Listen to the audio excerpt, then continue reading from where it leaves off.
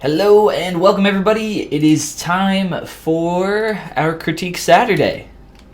Every Saturday we do live critiques here on stream.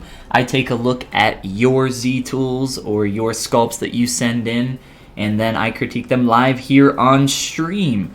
I know it's going to take probably a few minutes for some people to start jumping in here and joining, but I'll go ahead and just dish out the instructions here. I'll place them in chat for us really quick. And if you want to join in on the critiquing fun, all you have to do is email me your Z tool at follygon@gmail.com. You can do that up here in Tool Save As. Click that, save out a Z tool, email it to me. Might be a little big, so you might have to Dropbox it or Google Drive it or something like that.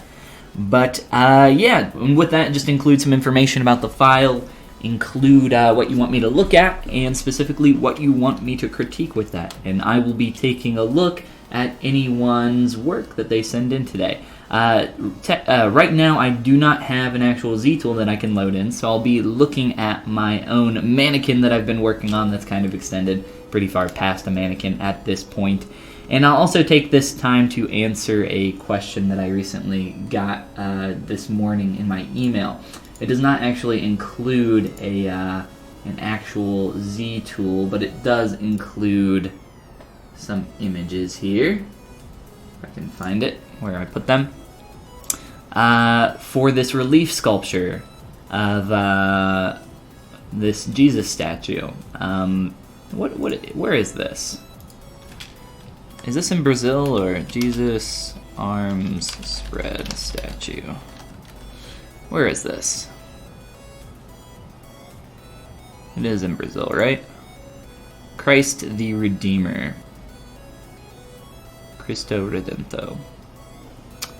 How big is this guy? How big are you? 92 feet. Holy crap, I never realized how large that was. Yeah, it looks like he's got the feet robe thing going on pretty well there for the relief. Very cool. All right, so let's just go ahead and answer this question now. This is from Rick Gennaro. He says, looking at some videos, blah blah. I've been working on this for quite some time as I learn ZBrush.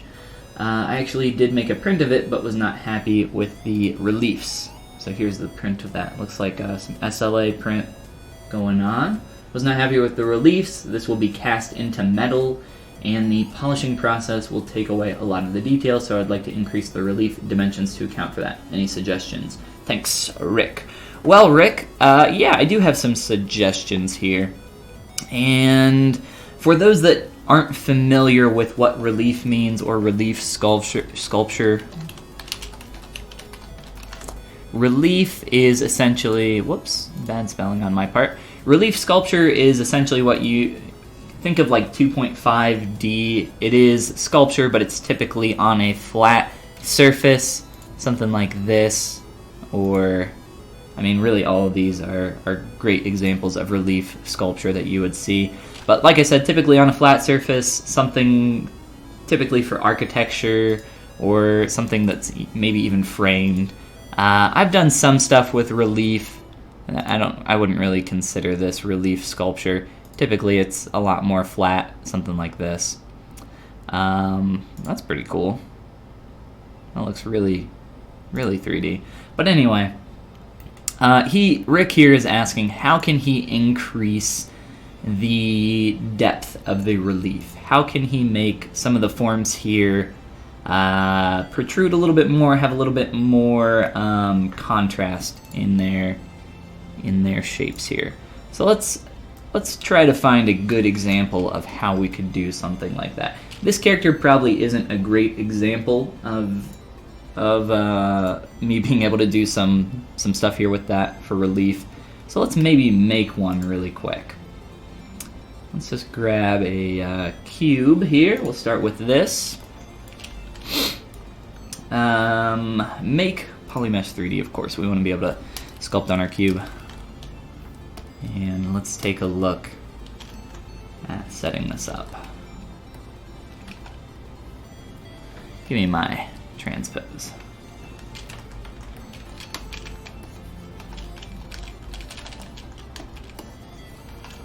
Alright, so I just have a flat cube here, and I could do this with a plane as well. It doesn't really matter. I wanted something with some thickness that was actually solid, but either way, let's start looking at ways that we could increase that contrast between the depth of something like this for a relief.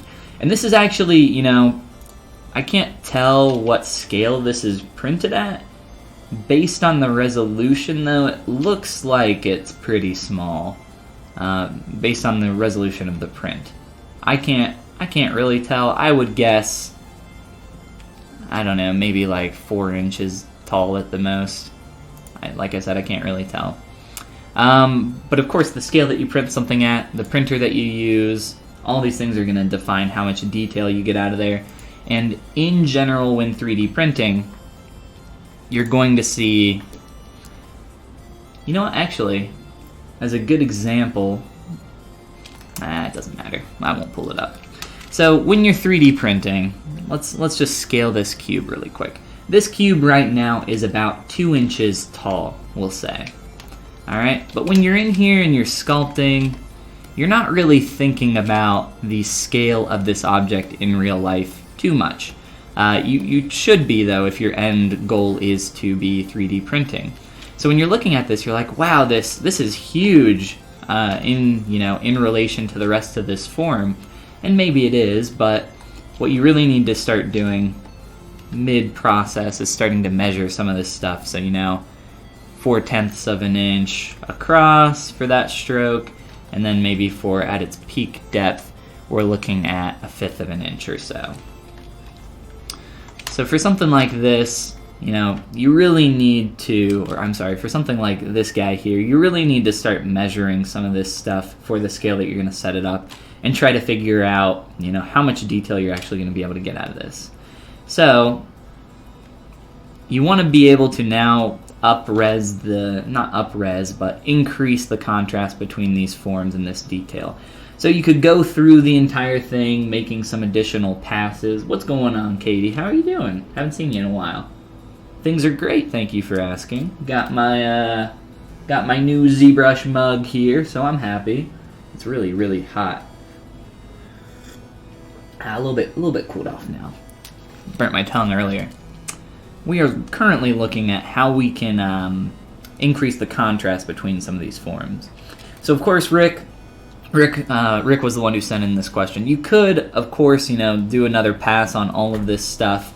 Another little trick, though, in ZBrush, and I'm not sure how much it will help you with all of this, but in some of these tighter areas at least, and I don't have a piece that's going to be a great example for this, so let's see. Let's grab our standard brush. Let's turn on lazy mouse real quick, and let me see here. I'll increase the intensity on some of these. Just get a few of these strokes going here, so we get an idea. So you have some kind of similar form on the bottom of your robe.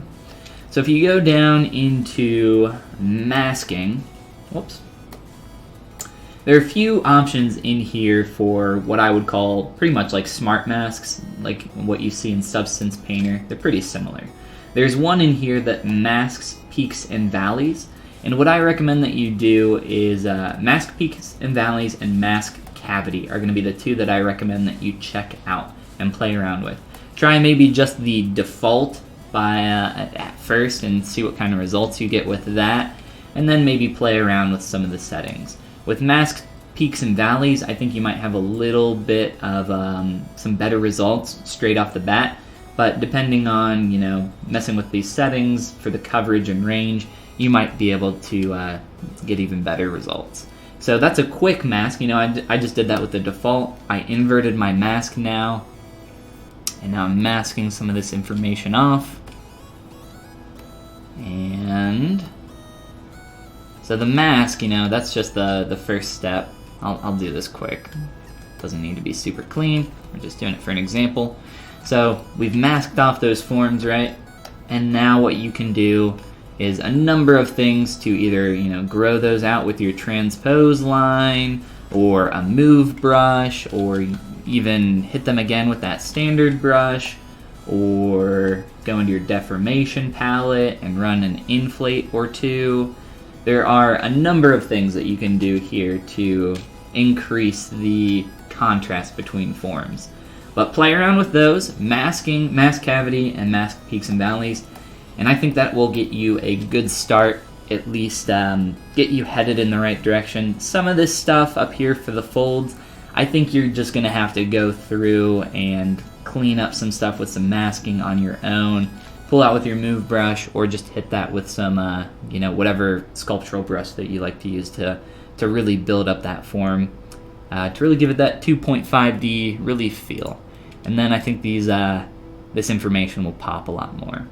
Like you said, you're going to be casting this in metal, so you know you're going from digital to print, and then to cast, and then to mold, and then to cast. So each step of that process, you're losing more and more of that information.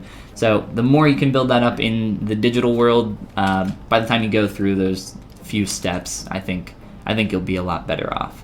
But that would be my recommendation for you. So I hope that helps you out. I don't think you're here right now, but I'll be sending you this your way just to make sure that you get a chance to check it out in case you don't come in today.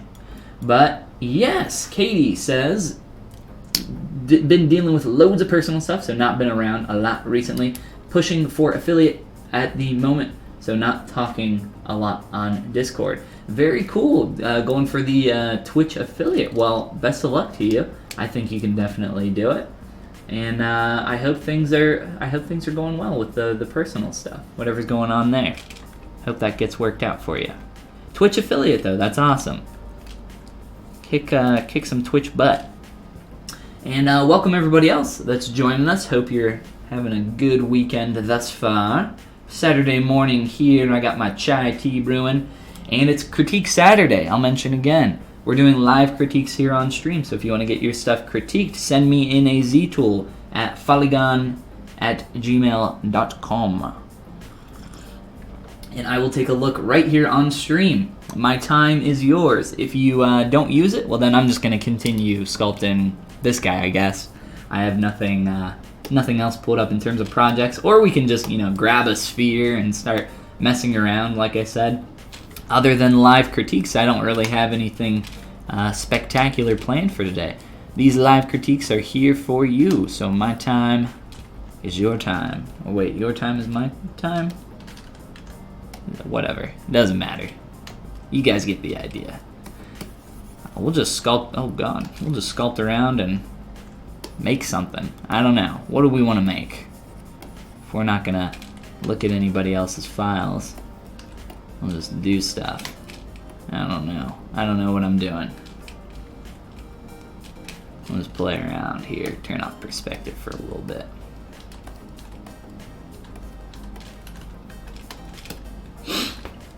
You got yourself an XP Pen Artist 22E Pro. Wow, that was a mouthful. Adapting to working on a screen with ZBrush and fine-tuning the settings. Oh, so you got the XP Pen. I'm assuming that's a graphics tablet with an actual monitor. Very cool. That's a lot of fun. I love just being able to have that kind of direct interaction. It feels really intuitive, really natural.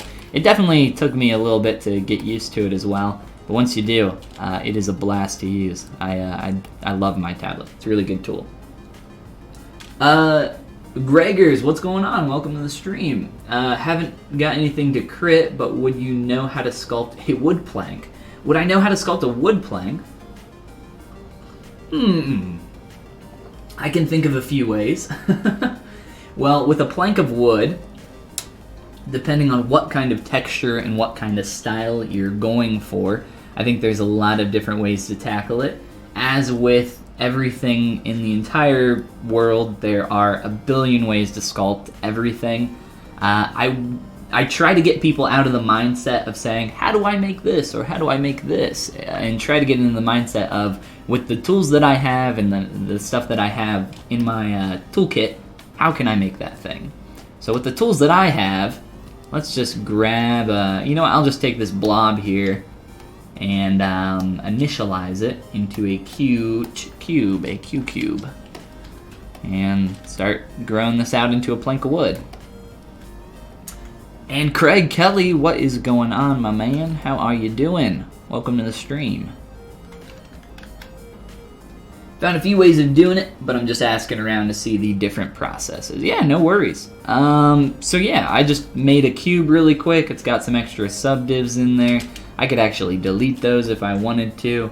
What I would probably do to start is turn off the smart or smooth subdivide modifier and start subdividing this a few times on up the chain. And there we go. We got a plank of wood with a lot of resolution. Now, depending on the style that you're going for, I know that there are a ton of alphas in here for all sorts of good stuff. So you can look at some of the default alphas. There's maybe a good granular texture here. Maybe you could play around with some more of these to your heart's content, or you could hand draw it. Like I said, I don't know the exact style that you're going for, but you can also go up into your lightbox under alphas, and there are a ton of additional alphas in there. Additionally, you can go online and start searching for some stuff as well to try to find something maybe more attuned to what you're looking for. For me, you know, let's just play around here with something like the Clay Tubes brush. The Clay Tubes brush is a brush that I use a lot. And before we do that, let's actually go into our, where's our morph target menu? Morph target, there we go. I'm gonna store a morph target to start with, and then just start using my Clay Tubes brush, not sure what happened there, and just start stroking a few directionally challenged, wordly challenged strokes on here. I'm gonna lower my Z intensity down pretty low as well. I'm doing this more so for the texture than anything else. And I'm just gonna do this to start getting some kind of texture started on this. And just kind of keep going with this. And what's great about the Clay Tubes brush is that it, well, at least my Clay Tubes brush, it has a pretty clean stroke. But the more you start layering these, the more we start getting, and this is a pretty thin texture, right? But the more we start getting that kind of woody, granular striations, lines, texture. The more we start getting some of that in there. And if we're getting a little bit too thick, right? Like I said, I don't know the style or what you're going to be doing with this. You could probably even find some texture maps online for something like a wood plank. You know, I would probably cheat as much as I can, depending on how prominent this wood plank is. But as you can see, we're already starting to get some nice texture in there. I would also maybe switch up your brush size and Z intensity, and, you know, increase and decrease how hard you're pressing. If you're really getting too fat, you can also hit it with a trim, one of your trim brushes where it's maybe getting a little bit thicker, and it should still retain some of that texture in there. You can just kind of play around with that, and then you can sit here and build this up for as long as you want or as little as you want. But yeah, maybe some clay tubes, maybe some clay buildup, maybe a few different alphas. I think that would be a pretty cool way to tackle some of that. As you can see, I'm kind of getting pretty lazy here, but we had some pretty good striations there at one point. The reason I stored a morph target is so that I can switch to my morph brush if I want. And essentially what the morph brush does, it will go back to where you stored that morph target at. So if there's a place maybe around the edges where it's getting too thick, I can erase some of that. Or if it's just a little bit too strong in some areas, I can, you know, really just kind of get that knocked back. It's kind of like a little bit like an eraser at this point, because I'm going back to that original flat there. But play around with that, and I don't know. That's my advice. That's maybe how I would do it. Bam. Tell me, What is going on? And Engine, how you guys doing? We just started the stream. You are not late, no worries at all. We're doing our live critiques today, so if you guys want to get something critiqued live here on stream, send me a ztool to follygon@gmail.com. I don't have anything right now, so we're just kind of answering questions and playing around, sculpting some junk. I wish I could hit myself with a trim brush when I'm getting thick in real life. Wouldn't it be great? Wouldn't it be great if you could just sculpt on yourself? There's actually this really cute little, I guess it would just be considered a short, like one of those short animated films. I think it's only a few minutes long. I can't remember what it's called, but this character ends up getting this tool that lets them modify, like essentially 3D model in real life, and then they start like cleaning up their face and making themselves thinner, and then they accidentally like pull out a vertice really far and they can't undo it, and they look like a Picasso character, and then they start breaking stuff all over the room. It's really cool. It's one of my favorite little animated shorts. It's been a while since I've seen it. I'll have to dig it up again so I can share it with you guys. It's pretty good. Yeah, the Morph target is really cool. I like it a lot. Send yourself to Follygon for critique. Is that what I said? Send your ZTools to follygon@gmail.com for a critique if you want to get your stuff critiqued live here on stream. Stumbling over my words already, and it's not even, it's still tea time here. What is this emote? This is a new one. This is a new one to me. Thinking. Forseya thinking. Alright guys, let's check out our boy here. Android 17. And maybe just play around a little bit with the face. If we're not going to be getting any files for critique today, I wouldn't mind going a little bit further on the face of this character. Playing around with this. Probably actually defining the nose and the mouth, as we have not done that yet. And I'm just going to toggle off the block out hair that we have. And then maybe playing around with the shape of the head in general. It looks like, well, first of all, it's been a while since I've looked at this. My material is incorrect there. I think I could change some of the angles happening here in the face. Just a little bit. We'll see. We'll see how that goes. Let's just soften that mask. Grab our transpose rotate.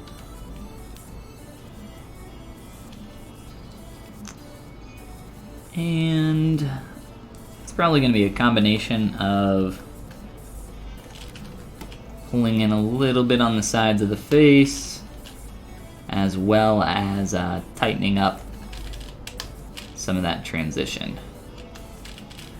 He has a really sharp corner on this side of the face, but it's pretty rounded on this side.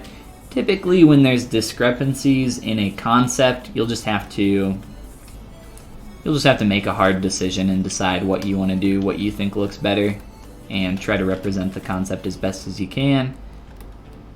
I've worked on characters that have had completely different shaped arms and legs across the body, and in those instances you just have to do the best that you can. So let's get in here and probably start messing with the mouth and nose next. Bringing this guy up to the next level. Let's see, what do we got going on with this nose? My computer randomly restarted yesterday or last night, so I have to reopen a bunch of stuff. Find my reference image again. There we go. Alright, this guy's got a pretty neat nose. It's a lot thinner than what I have. So let's get in here and make some adjustments.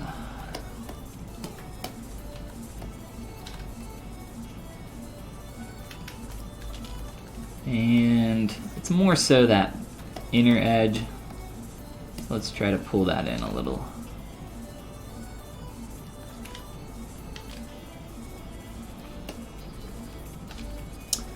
Maybe a little too much. I think I'm gonna keep that though. I kind of like the exaggerated pull-out nature of that. And then we'll, you know, either fill that in with a trim later if we need to, or pull it back out. Yeah, if you're using Windows, it might be a Windows update. It typically is a Windows update, but I thought, if I remember correctly, I thought Windows updates were on Wednesdays, always. Thought that was like a thing, but maybe not. You should consider making a VR chat avatar at some point. I've never played VR chat, and I don't have a VR headset. If I did, a 1,000,000%, that would be the first thing that I would do, is make some kind of avatar. Lementio, what's going on? Was watching some Smash Ultimate streams, but wanted to see your work and see those critiques. Hey, well guess what? Look what I have right here, my Nintendo Switch with Smash Bros. On it. I was playing a couple games with my buddy this morning before I hopped on stream. Say it's Batman and call it done. Yeah, there you go. Just get the nose portion of the mask. What's going on, Doug? Freed up your entire day for you. No thanks required. Security patch that they... if it's a security patch, they sometimes push them on other days. It's very possible. One thing that I never do, though, is I never turn off my computer. I leave it on pretty much all the time. I'll just put it to sleep, and that's about it. Yeah, I should probably turn it off every once in a while, but I just let Windows handle that. I'm like, yeah, you'll eventually force turn it off, or my power will go out or something, which happens fairly often around here. Yeah, probably like once every month or two. Let's see, how do I want to do this nostril? I think I'm just going to start with a mask shape. Try to do this a little bit more clean. You don't need VR to play VR chat? Oh, you can play it without. I guess you just can't do all the stuff with your hands and everything that you would normally do in VR. And of course, you don't have the headset experience. Like I said, I've never played VR chat, so I don't exactly know how it would work.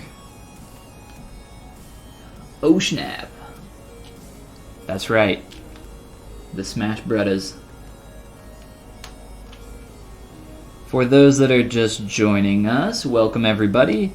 Today is ZBrush. What is today? Today's ZBrush Day. It's every day ZBrush Day. Today is Critique Saturday, where you can get your stuff critiqued live here on stream, if and you want. All you have to do is send me your Z-tools, not yourself, which apparently I said earlier. Send me your Z-tools to follygon@gmail.com, and I will take a look here on stream. And don't feel like you have to have anything that's super polished or even finished. That is not the objective or the point of the exercise. The point is to just get somebody with an extra pair of eyes on it and do some critiquing. I want to help you guys improve your work. And today is a great day to grow as an artist. Plus, I just want to see what you guys are working on. If you don't feel like getting your stuff critiqued and you're just working on something cool, feel free to share it in chat. I'd love to take a look. Wait for Steam to drop their VR and look at getting it. Steam to drop their VR, like as in a headset, or is this something else? Looks like you have a decent play space. Yeah, I actually have even more room, and I have an empty room with nothing in it. So maybe I will use that for a play space for VR. I don't exactly have money right now to spend on a VR headset, nor do I probably have the time to put into something like that. It does sound like fun to play VR chat, though. I have played around with my buddy's Vive, the HTC Vive. I've played around with the Oculus more than a few times. The Vive is by far my favorite headset that I've played around with. It's awesome. It's just really cool. The one-to-one matching with the, I think they call them lighthouses. One of you might know. The little tracking boxes that you put in the corners of your room. Holy crap, is it amazing. Just the fact that in VR, you're looking at your controllers and they're exactly where they should be, and you're like sitting there like clinking them together, and as soon as they touch in VR, they're like touching in real life. That like blew my mind the first time I saw that. It was crazy. Is your Z Modeler brush bonky when you open it? Bonky? I don't know what bonky means. Z Modeler brush was opening with a polysphere in the toolbar. Opening with. I'm not sure what you mean, Doug. Huh. Opening with a Z sphere. Opening with a polysphere. There might be like an option to insert. There is the what's it called? There's like a nanomesh function in there. Maybe you have that on accident? I'm not sure. They're doing a VR headset separate from HTC and pulled one of their devs from Oculus. Well, dang. Another headset to compete with the others. It kind of seems like the VR gold rush is over now. Everybody's not scrambling to make their own headset any longer, but or at least not as much as they were previously. I don't really follow the VR scene very much. I'm just, not incredibly invested in it. But I would love to have a VR headset. Would be a lot of fun. More than anything else, I just want to play with Medium. Is it called Oculus Medium? Is that correct? The 3D sculpting tool. I believe it's called Oculus Medium. That looks like a lot of fun. I've played with the Google Paint tool, whatever that's called in Oculus. Or no, I played with that on the Vive. That was a lot of fun. But the sculpting tool, man, just doing that in VR sounds like a lot of fun. From what I've seen, it looks interesting. Companies are more focused on the possibilities of AR now. Ooh, I can't wait for the AR gold rush. Now, since VR still has a long way to go. Technologically, yes, it does seem like, I don't think VR right now, in terms of the headsets and everything, is like quite at consumer level, just because price point and content-wise, there's not, at least like homeowner-wise, not a whole lot of a reason to personally own one. I think there could be some like really cool VR arcades, or I'm sure VR will find a lot more applications other than gaming, right? I think Facebook was working on something for a really long time. I don't know if they still are, what the plan is there. Like I said, I don't really follow the VR scene at all.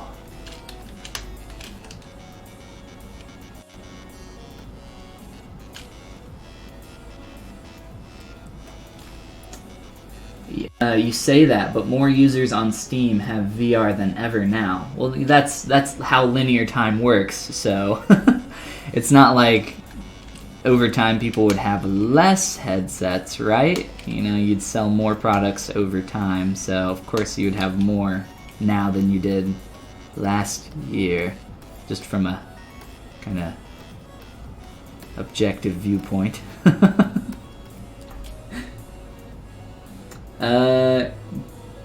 Tilt brush, that's what I was thinking of.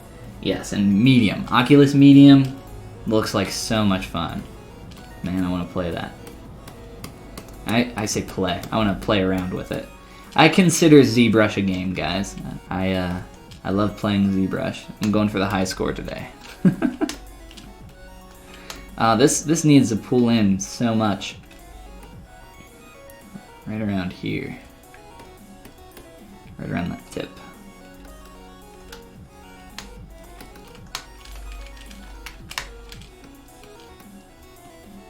I'll turn on perspective in a moment.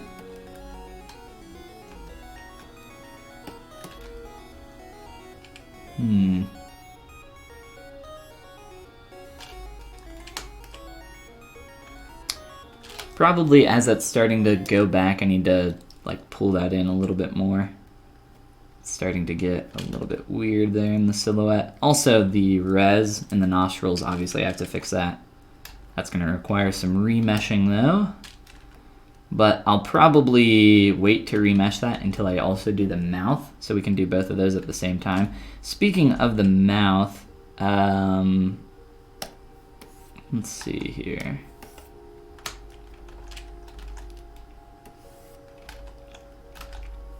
Let's do a quick line. It's pretty much just right up under the nose. It's a really interesting mouth. Very thin upper lip. Very thin line. In terms of size here, looks like out to the iris about. ZBrush, why you gotta do this? Alright, so just a very simple line, and he's got this really dopey big chin. To me, his chin and face in general feels like very much like a banana. It feels like this chin is jousting out forward. So I might play with that angle a bit more to figure that out. But let's keep working on some of this stuff around this region. Screw your linear time, you can't control me. More people will have incentive to buy it, and it will decrease in price with a huge demand. Yes, over time, technology will get cheaper. That is also how a lot of that works. So, for those early adopters, though, you guys get to play all the cool stuff right now.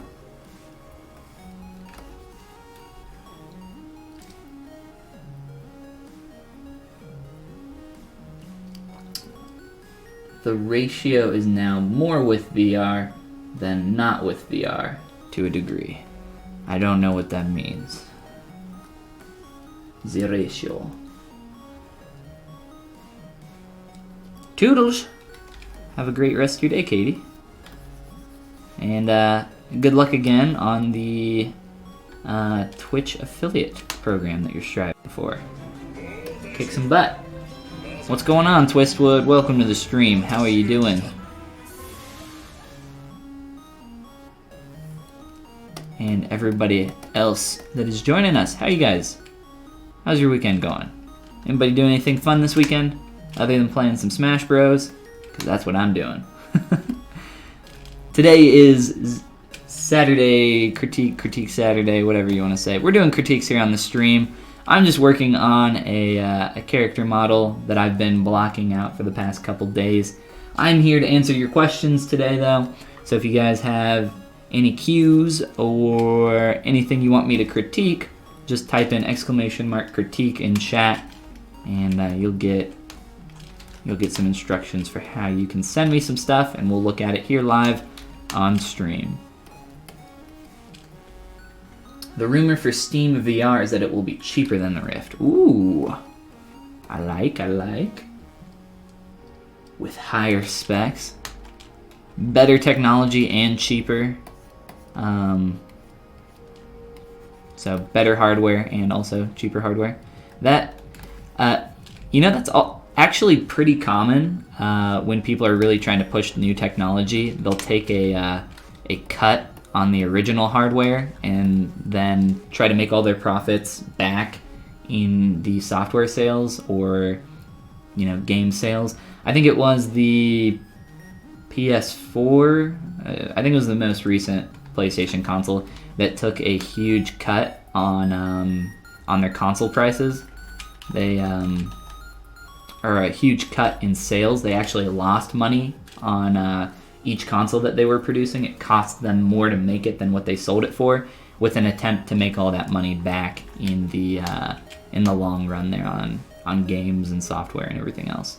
You guys seeing this awkward profile silhouette there? How it's like woo. How it's woo. That's a very technical term, by the way. Let's fix that woo.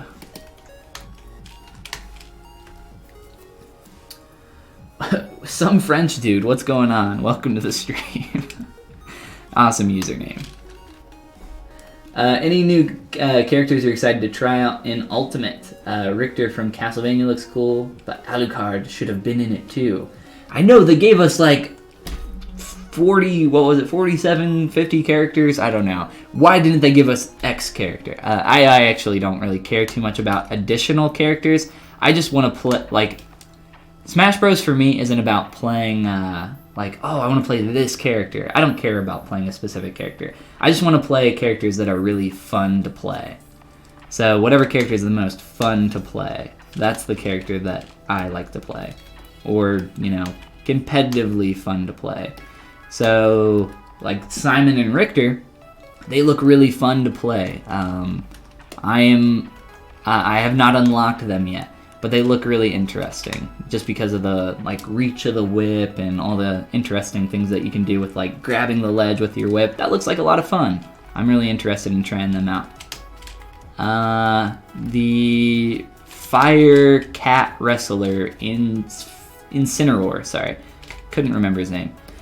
He looks pretty fun. I think, so in typical fighting games, something like Street Fighter, the archetypes, one of the archetypes is a throw character, like a big, strong character that relies heavily on grabs and throws. And Smash Bros. Had been lacking that character archetype for a long time. And I think Incineroar kind of fills that gap. So I'm excited to, you know, try that out, play around with it. I typically like the smaller, faster characters, but I still think it'll be fun to play around with. Hey, we're getting rid of our awkward hourglass dome, but we are getting some extra volume. One thing to remember when sculpting character heads is that your skull gets a little bit wider as it goes back. Now, of course, this isn't a... when sculpting realistic characters, I would say that's a pretty solid rule to follow. But for something that's stylized, of course, you want to look at your reference and try to see, you know, if there's any deviations from something like that. I'm just trying to make that a little bit better there. Right now I have this pretty squared off, which is fine. I'm kind of playing around with that silhouette a little bit more here.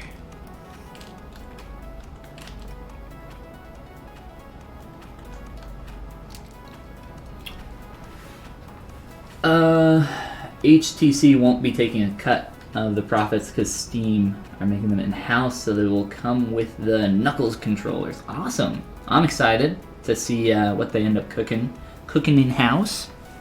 I'm always excited for new tech.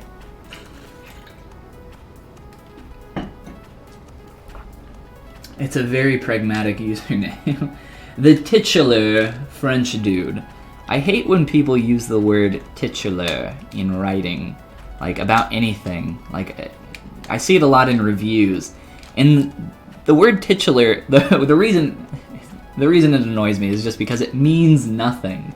It just means the titled character. Like, obviously it's the titled character. I'm here reading this review about this one. I'm here reading a review about this new Harry Potter movie, whatever the new Harry Potter movie is. I obviously know I know who you're referring to. The titular Harry Potter. Like, you're just making it more wordy for no reason. You don't sound more intelligent for using some big word that nobody cares about. Titular. Also, the only reason I would ever use it is because it's got tit in it, so it sounds a little dirty, sounds a little funny. So, bonus points for that. Bonus points for words that sound dirty that are not dirty.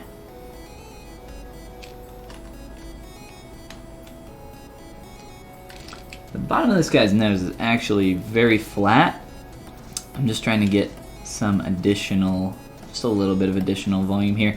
Like I said, these need to Dynamesh out. I think I should probably do that here soon. Not quite yet.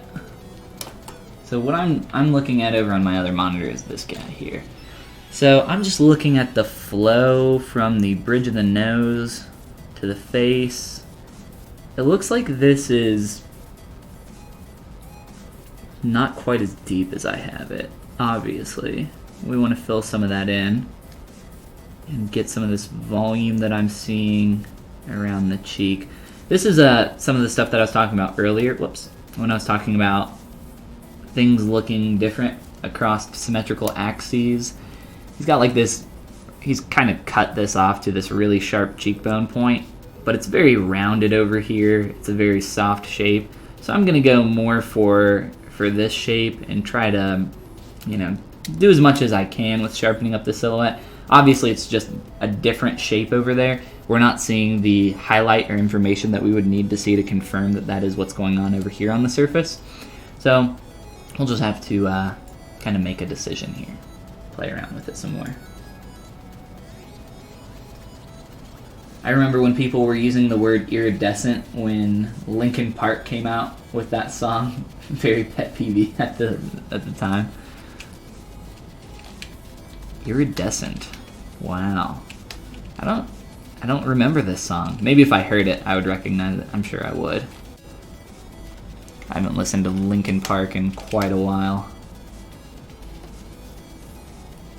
Since my angsty high school days. Alright, so let's start to fill in this volume around the nose. Flowing all the way down here. Using a trim dynamic. And maybe a little bit of clay tubes. I think.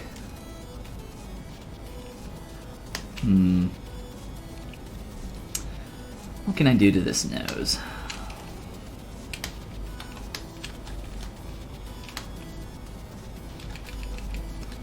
Let me just block out a couple things.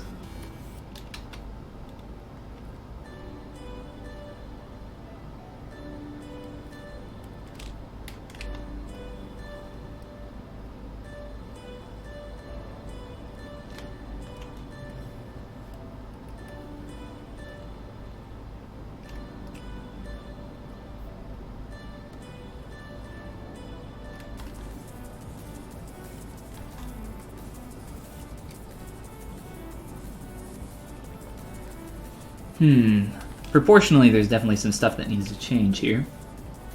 Oh, I'm dying. Alright, let's take a look at changing the length here of this chin.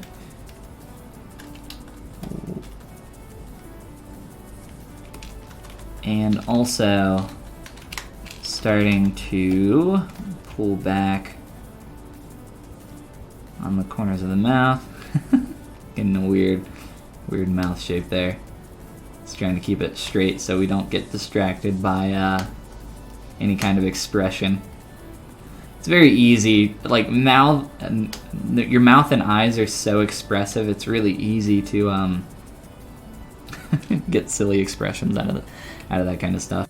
I really do feel like this guy's chin is shooting forward quite a bit. So I wanna at least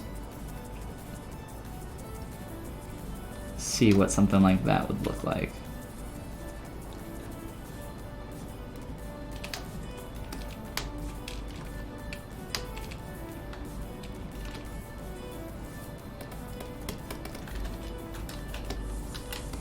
Maybe transpose that up a little bit more and keep playing with that. I was definitely a very smug boy, isn't he? Try to jump around here and work on a few different areas. Let's get back to this shape here. Rotate, dang it.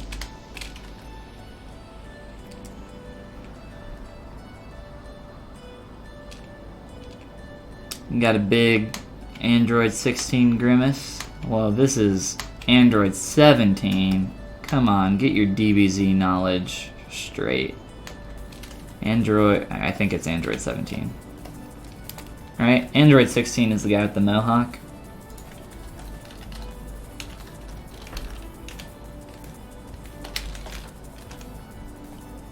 Android 16. Yeah, this guy. He's got some cool hair. I wish my hair looked like that.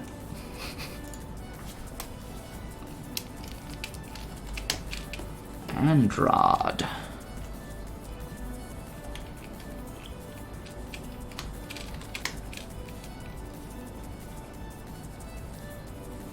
Got such freaking tiny eyes here. They're so squinted. That upper lid.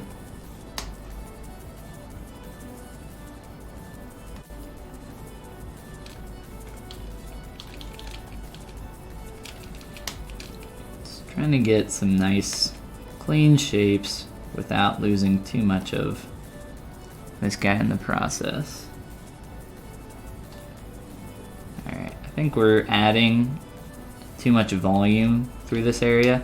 It's good that you know, we're starting to blend that bridge of the nose more. I'm just getting a little bit too thick, a little bit too iridescent, was it? Too titular, iridescent.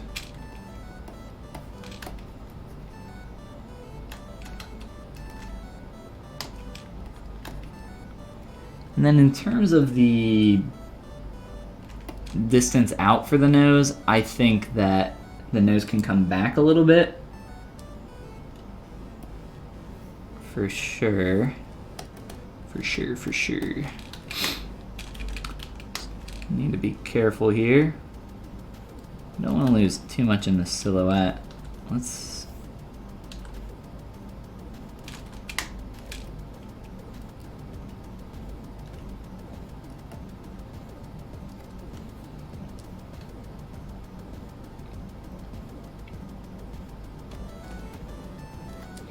Maybe I should crop this so I can import this into ZBrush so you guys can see what I'm looking at too. What I'm seeing here, just based on the shape of the brow and this connection here, we want to get in the silhouette a little bit of that, you know, that V shape that we're starting to see here. I'm trying to follow that through.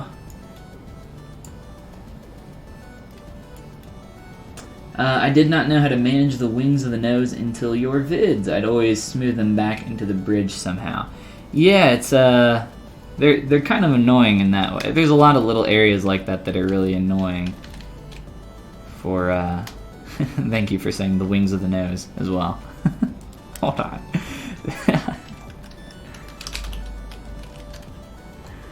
What?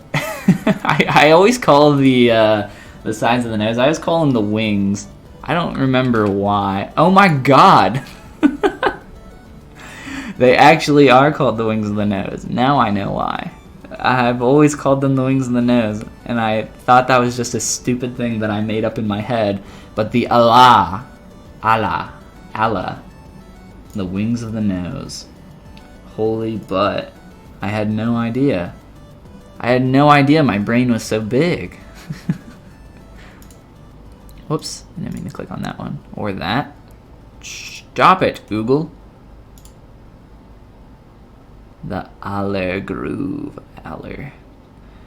This part right here, that's a very scientific term. The tip of the nose. Very nice.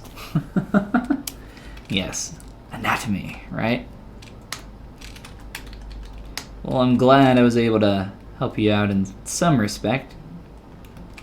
What was it? Is it the masking that helps you out? Masking or polygroups typically are very helpful in that area. Those kinds of areas in general. As well as sometimes like splitting it off into a separate subtool. Man, this is like still too directly triangular. I want to pull in just this area.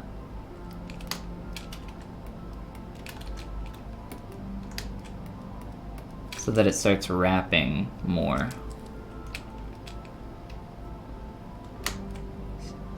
See how it's, if I undo, it's just kind of going flat.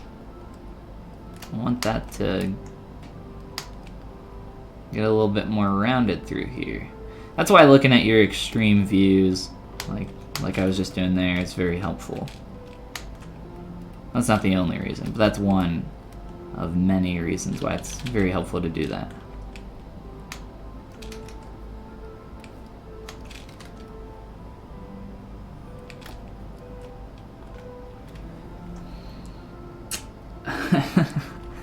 Hey girl, wanna see my Aller groove? It's right here. The pinch and flatten for, but the masking also. Yeah, I like the pinch brush for just like planing stuff out. It's really nice. Quick shave. Cook and Milk, what's up? Hey, I see that there's a bunch of... I haven't really been paying attention too much to the view count there, but I see that there's a lot more people in here. So I'll mention again, we're doing critiques today. If you want to get your stuff critiqued, send it my way. TIQUE. There's the instructions for you in chat if you guys want to get your stuff critiqued live here on stream today. This is something that I only do on Saturdays, so now is your time to shine.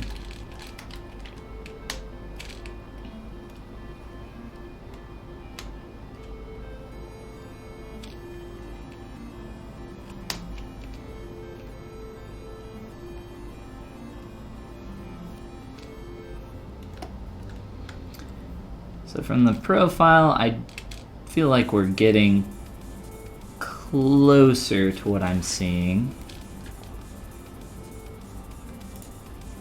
Really quick here.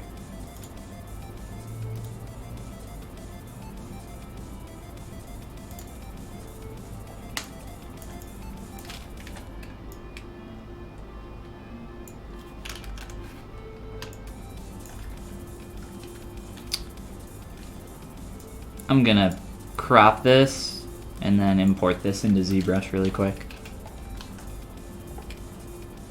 Just so I have to, or just so I can have that there for you guys.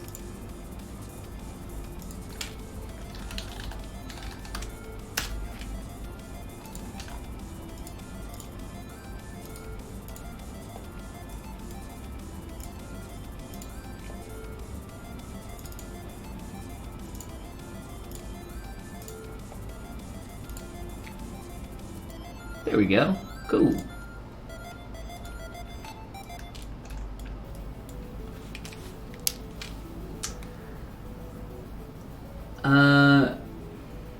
Let's see.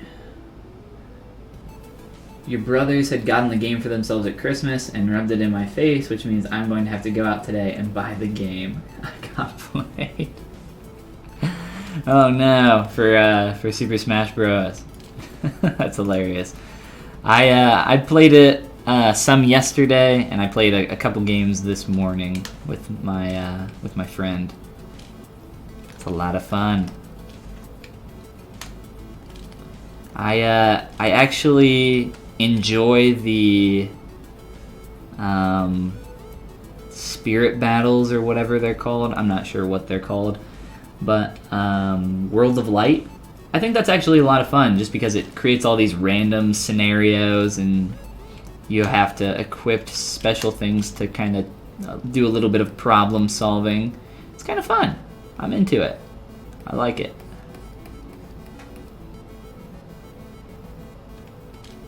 Oh, I mentioned my friend code. I would share it. Let me see real quick. I can post it here if you guys want to add me, so we can play some games later. If anybody has Smash Bros. / Nintendo Switch, let me grab my friend code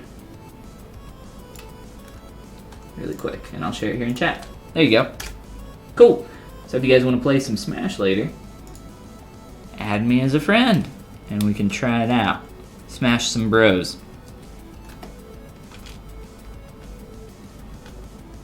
You feel so stupid. You got played. So what was the original plan, Cook and Milk? Your whole family was buying the game for each other for Christmas, and then everybody except for you went out and just got the game. Is that what happened? They got it right away. They said, I'm not waiting for Christmas. Screw that. I play today. Did I make eyebrows for this guy? I don't think I did.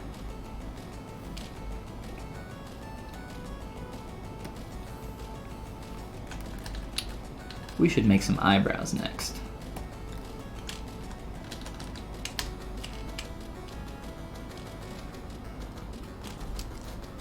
totally want to, but I've devoted myself to sticking to PC Master Race and feeling my faith tested now. PC Master Race is a religion. You're not allowed to break stride. I have a pretty powerful PC as well. I just don't have a very good graphics card anymore. I mean, it's a good graphics card. I can play pretty much, any game without issues. It's just not, quad titans in my machine, nor could I fit all that. I just have a 980. GTX 980. And that's exactly what happened. That's hilarious. Oh, you did get played. That's not nice. That's not nice of them. Although it is hilarious, and I appreciate that.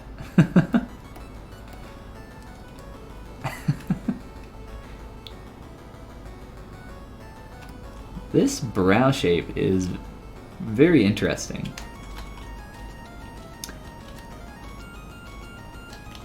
I think I'm just gonna get in here and kind of sculpt by hand a little bit, and then I'll be adding in some eyebrows after I shape this up. So I need this line here to probably just be a little bit more flat. It looks like it's pretty straight from what I can tell from that side as well.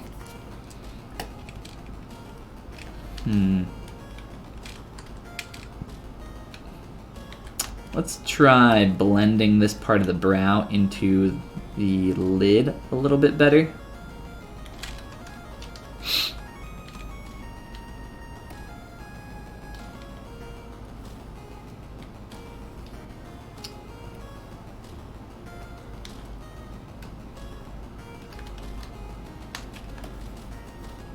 It's gonna get worse before it gets better. It's typically how it goes. This is kind of hard to control.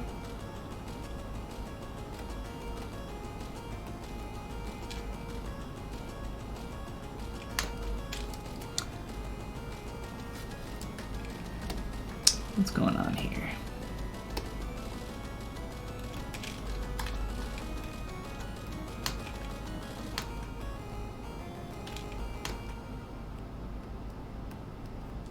I think this line goes up quite a bit higher.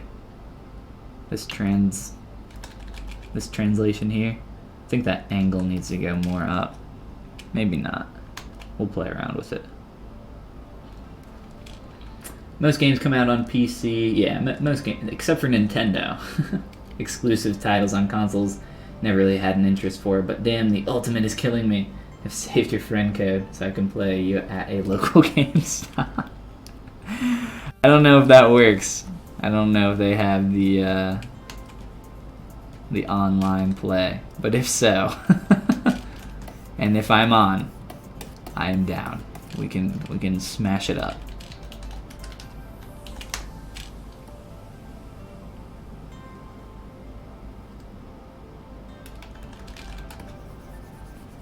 I'm gonna dynamesh this guy here soon, because our geo is getting pretty stretched.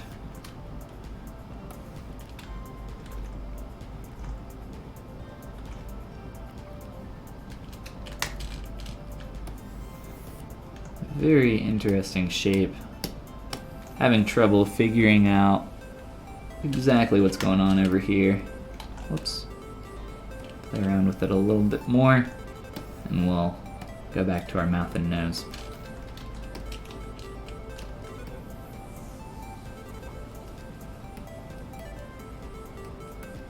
I grew up playing Nintendo games, so that's why I've owned pretty much every Nintendo console. Well, every Nintendo console except for a Super Nintendo.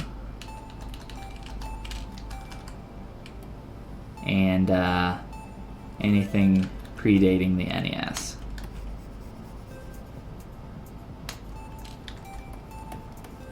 So I did not have a Rob.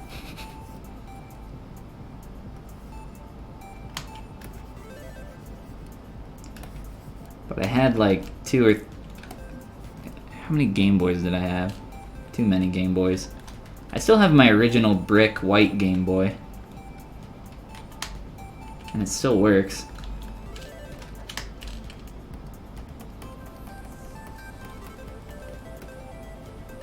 Play me some Tetris on that every once in a great while.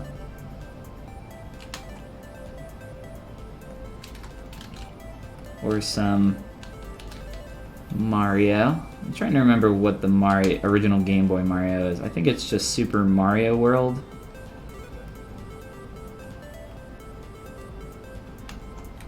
It's a tough game though.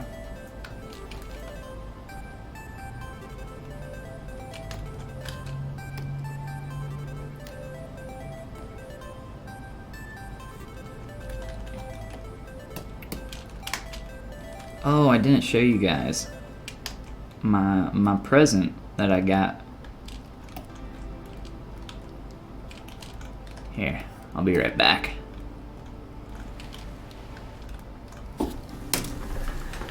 Be back in 2 seconds.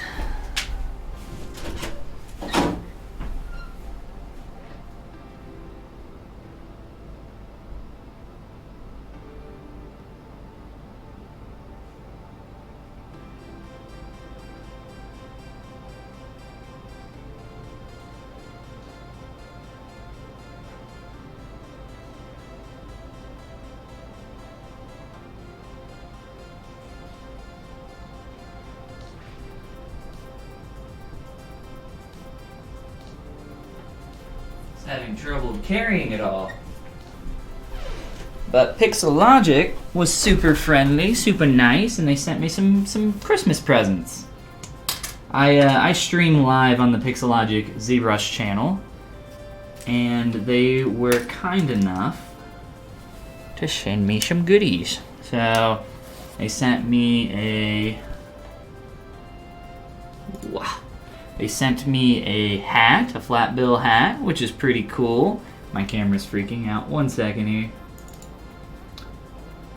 Let me configure that. For some reason, the camera settings, like once a week or whenever my computer restarts, my camera autofocus turns back on. Really annoying. But yes, they sent me a cool flat bill hat. Very, very awesome, very fun. They sent me a ZBrush Pixelogic shirt from the most recent ZBrush event. So that's the newest shirt, I believe.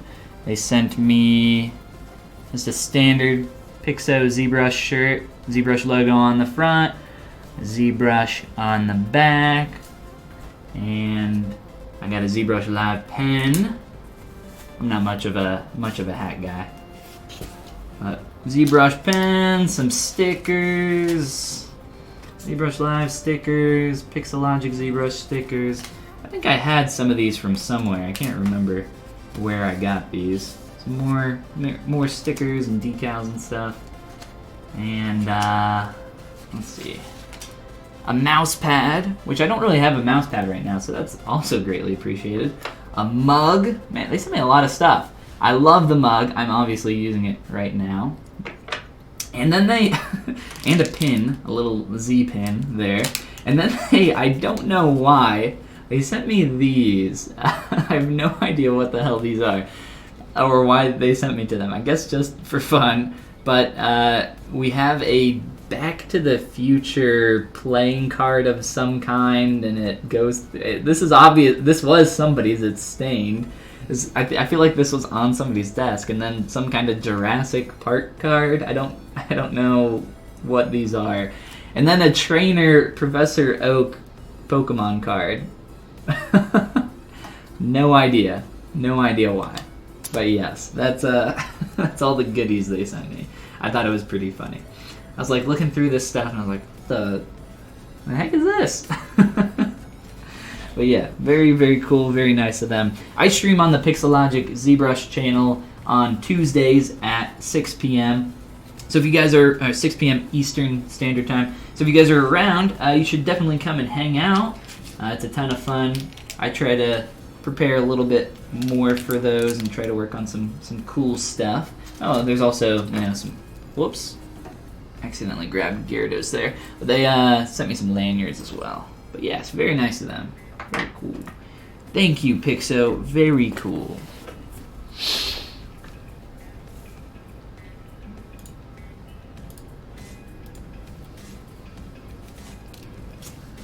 The stain. The stain on the one card. I know.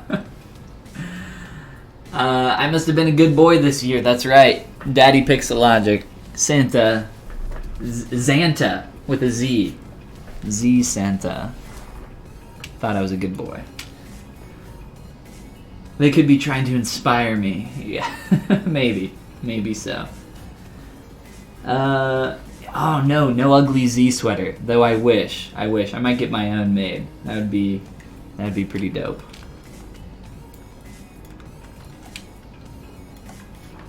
Alright, let's get back to our boy here. Back to Sculpting. Copenhagen. Fill in a lot of this. There's just kind of some general dirtiness going on in our surface.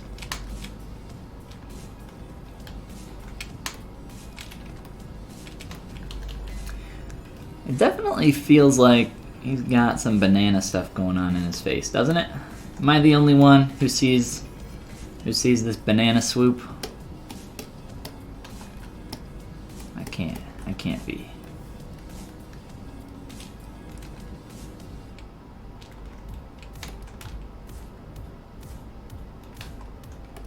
I don't know.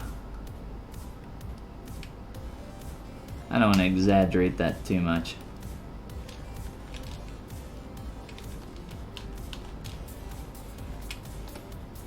Not yet, at least.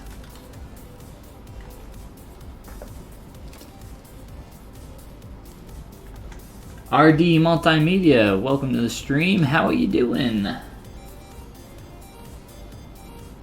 We'll have to watch the after post to see how you started. Some of those videos should already be up on my YouTube channel. So, if you want to check those out, YouTube/Follygon.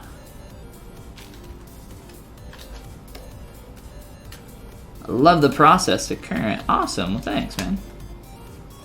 Yeah, this originally, I kind of got a little bit tricked here. Maybe not. I was just sculpting a bunch of blockouts for characters. Just doing character blockouts, you know, really simple, clean stuff. And then I kept working more and more and more on this guy, and then all of a sudden, you know, we're pretty much doing the whole thing at this point.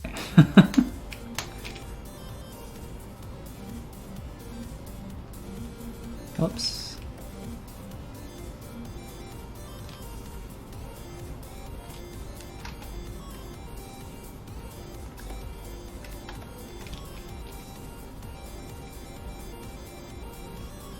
I'm going to have to figure out how that blends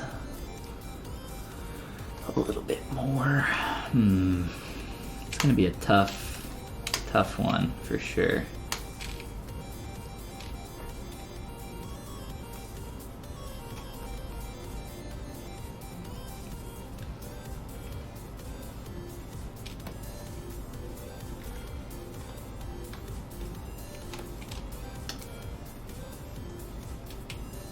Doing great, well, that's good. Such clean, very wow. Much doge. Much doge.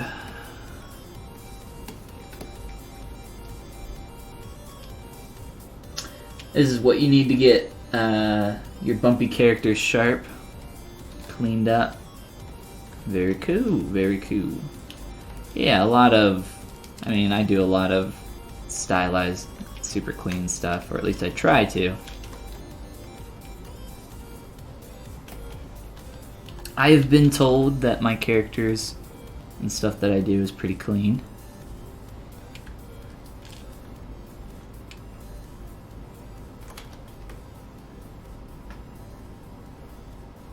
Whoops.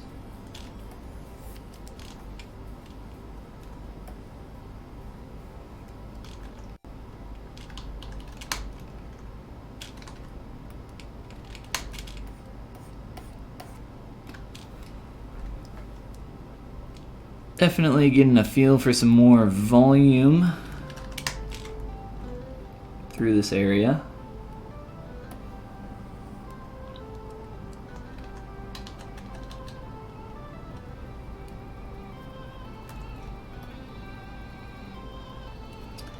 And if I can get a plane change to happen here a little bit, I will.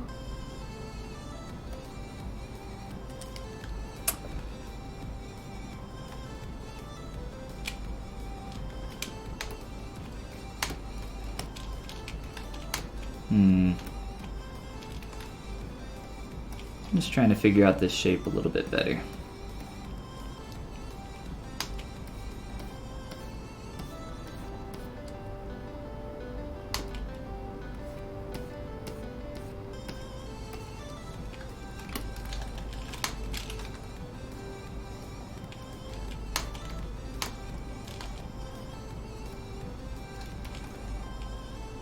What is up with this dude's chin?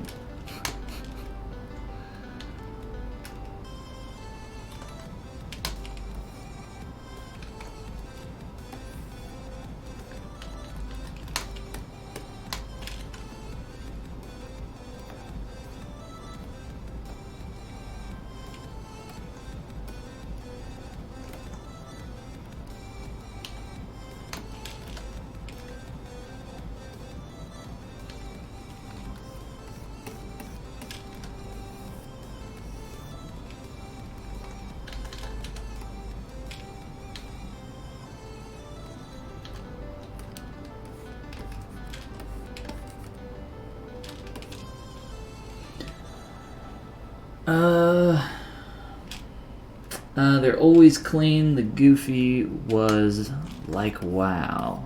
Like World of Warcraft? I'm just messing with you. It's like you're modeling with Maya or other Polygon software. Is there a way to save mask pattern on a particular area? No, there's not. There's not a way to save a mask. You'll have to save a polygroup and create a polygroup. Whoa, Nelly. So, here. So mask off an area, Control W, make it a polygroup, and now it will retain that polygroup. Keep in mind though, if you step down your subdivision levels, and then step back up your subdivision levels, it will no longer be this exact same selection. So that's important. So if you want a clean polygroup selection that you can save for later, you know, go down to your lowest subdiv here, you know, Control W, polygroup that, and now when you step up or down your subdivs, it will retain that nice clean selection. Polygroups are the only way.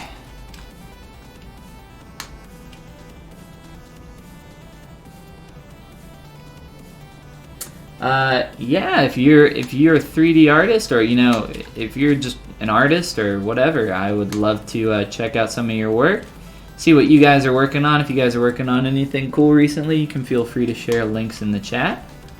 No problem at all. I would welcome it.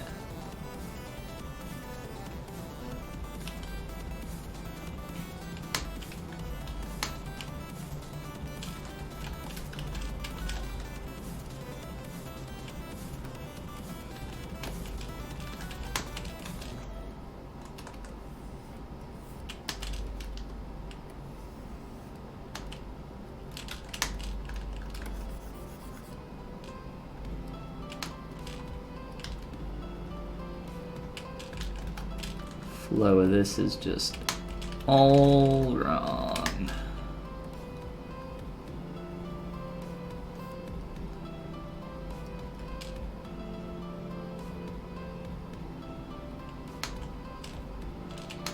It's more the plane change that I wanted to see.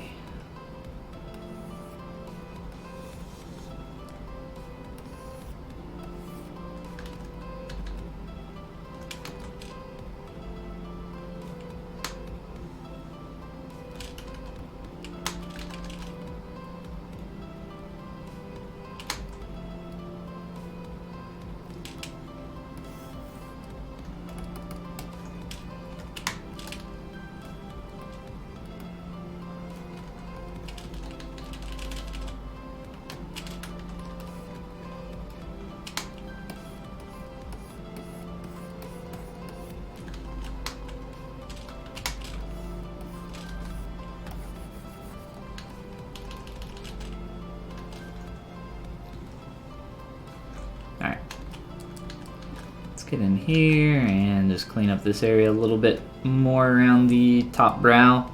Probably put in some eyebrows and then remesh this.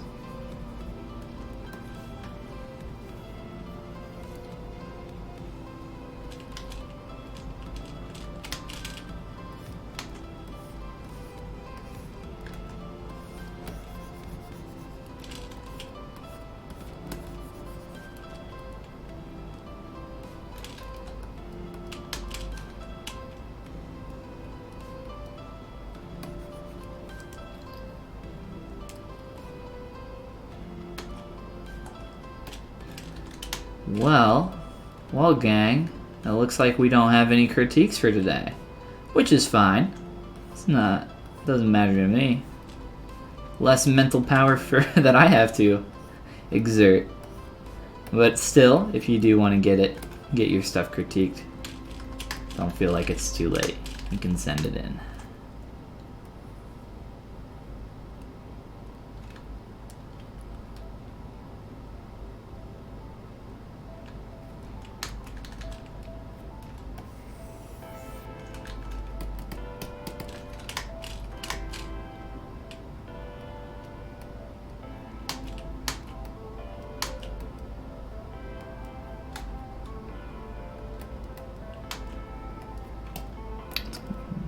Why is that being so weird? Moving very strangely.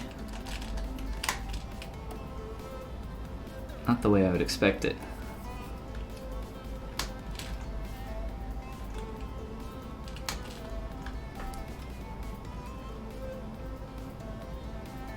Alright.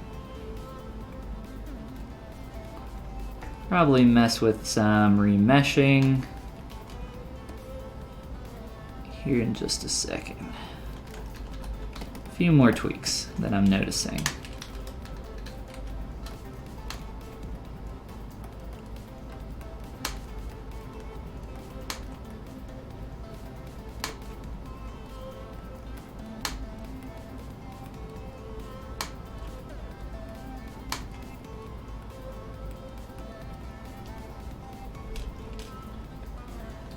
Gotta rewatch the previous streams for those clean eyelids. Usually make them look rigid, especially with ZModeler. I mean, mine are rigid right now, unless you're talking about the bottom lid.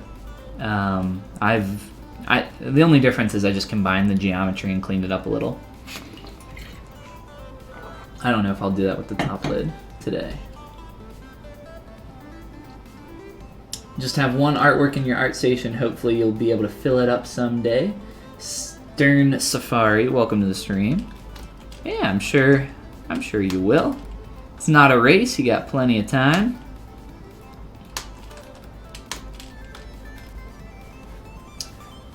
Retopping your chibi started up on the hair, which always takes forever. You don't need to apologize for anything. Like I said, less less mental exertion for me.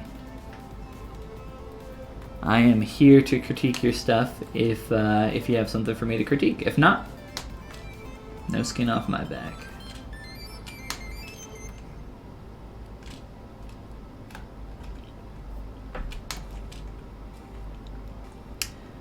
I want to make my eyes larger, my eyes bigger in general. Let's see here.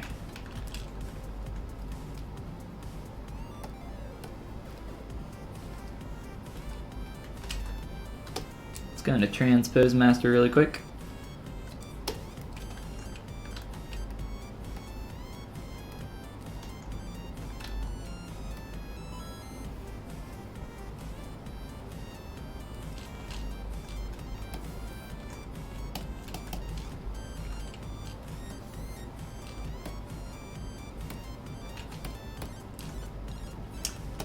Local sim, see how well this works.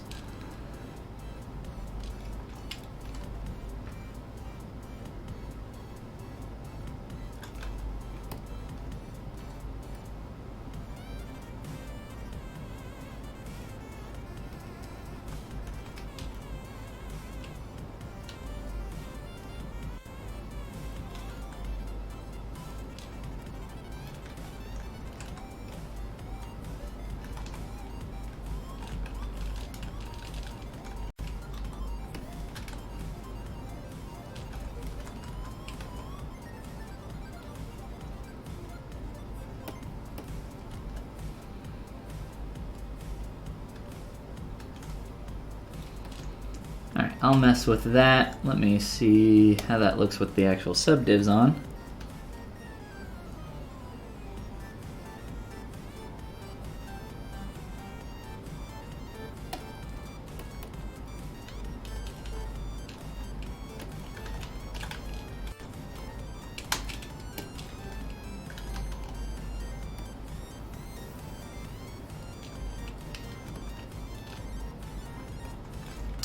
I tend to make this area a little bit too thick very often.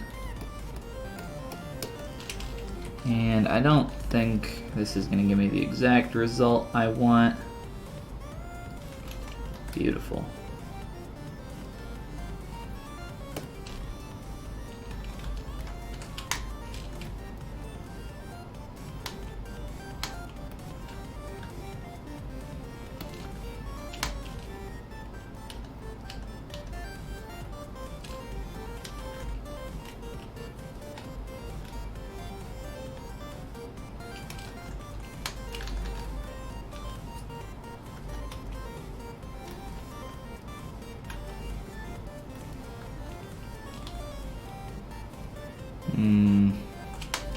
This edge is kind of starting to go all over the place.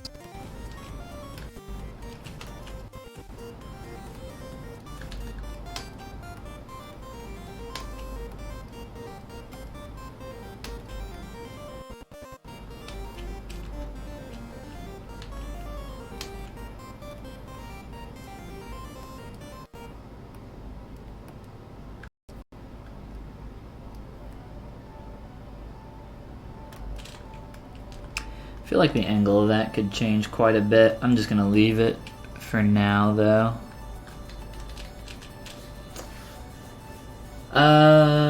7 Dowers 1. Welcome to the stream. How did I learn 3D modeling?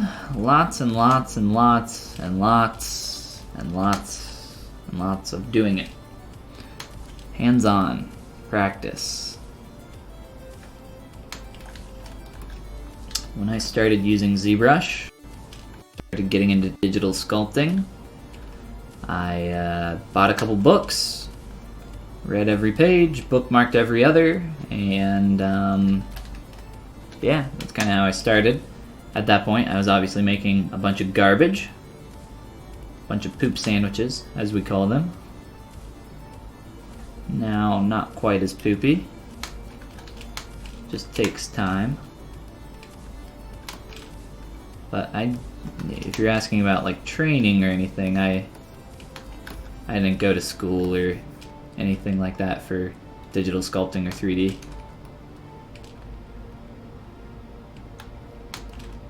Yes, the poop sandwiches. It's not about getting better, it's about getting less bad. Making less poopy sandwiches. That's what we all strive for.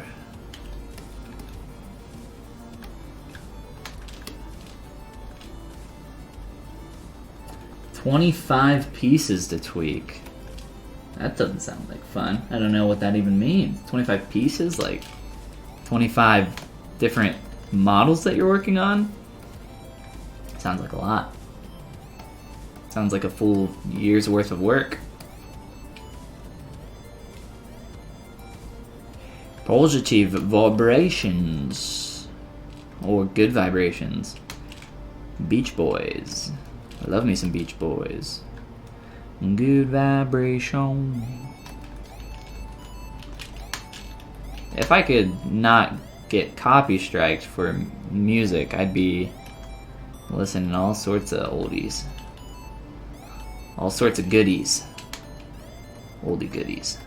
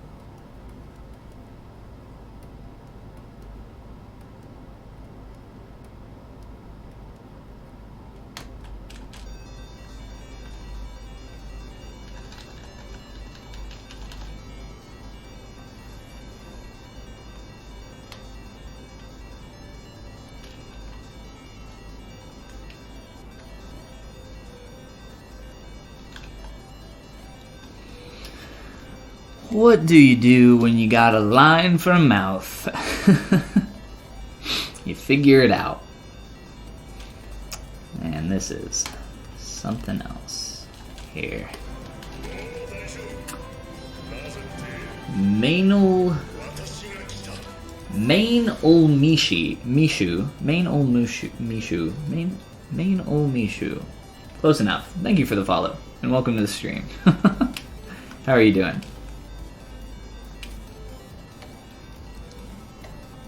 My brain stopped working on that one.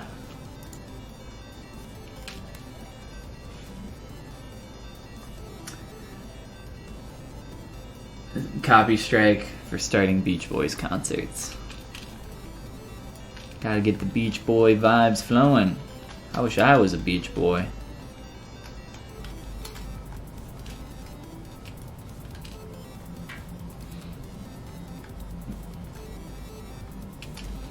Alright, got me slice curve. I'm gonna use that to add a poly group around the mouth.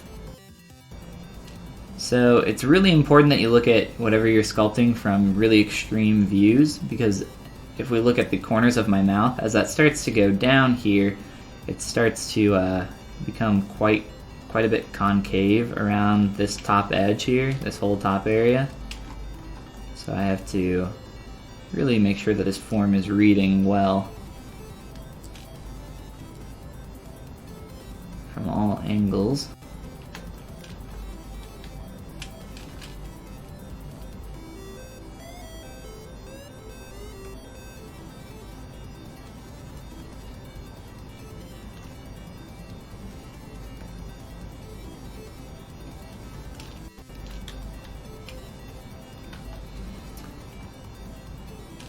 Definitely needs to come out quite a bit here. I'll try to get the mouth to follow that shape as well. I just want to do a quick pull out though. Whoops. Stop.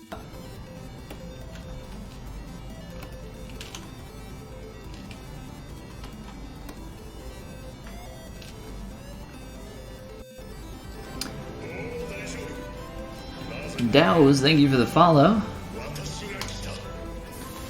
Now we can actually get in here and clean up our nose, since we don't have that super stretched geometry down here. Do I think going to art school is important? I don't think it's important. No, I wouldn't use that word to describe art school. And depending on the school that you go to, I probably wouldn't use the word effective either. I think school is awesome though. I love school. If I could go back to college, if I had the money to, just go back to college forever, I would. That's how much I love, just learning and taking classes. I think if you have the money and if you have the time, I think college is a great investment.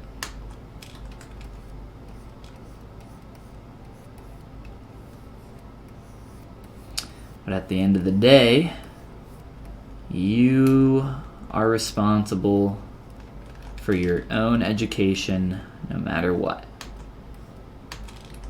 You're responsible for your own skills and abilities, and the growth of those skills and abilities.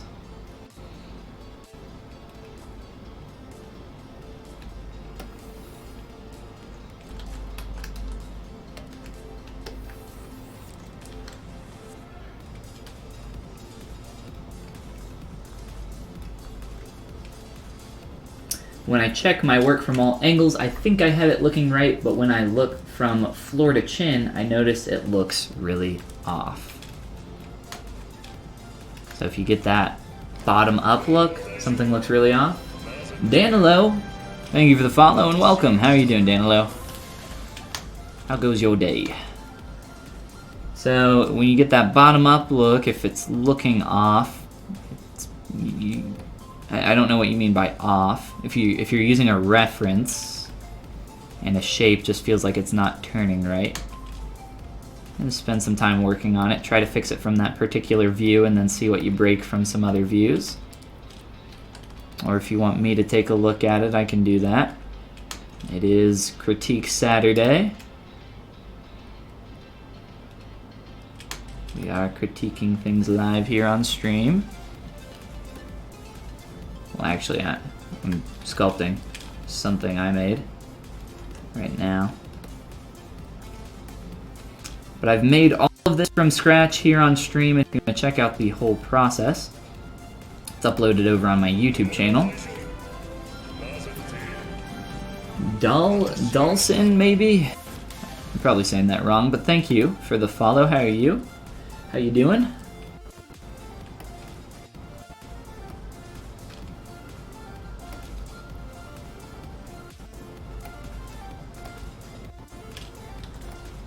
But what was I saying? Yes, if you want to check out the entire process from scratch for me sculpting this character, it's all over on my YouTube channel. He's got a body and some other stuff. I have it hidden right now while I'm working on the face. Keeps it from lagging a little bit. Makes it a little bit easier to turn around in 3D space as well.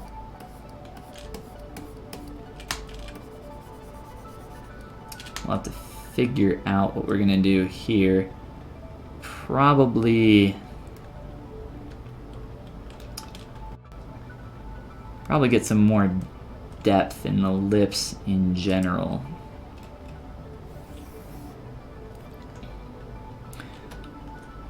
Like I said, we only have a singular line representing this entire mouth, so we're gonna have to get a little creative here.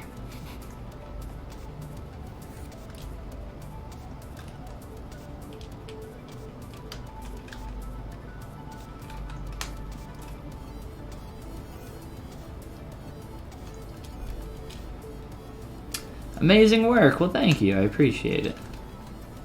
How are you doing, Dulcin?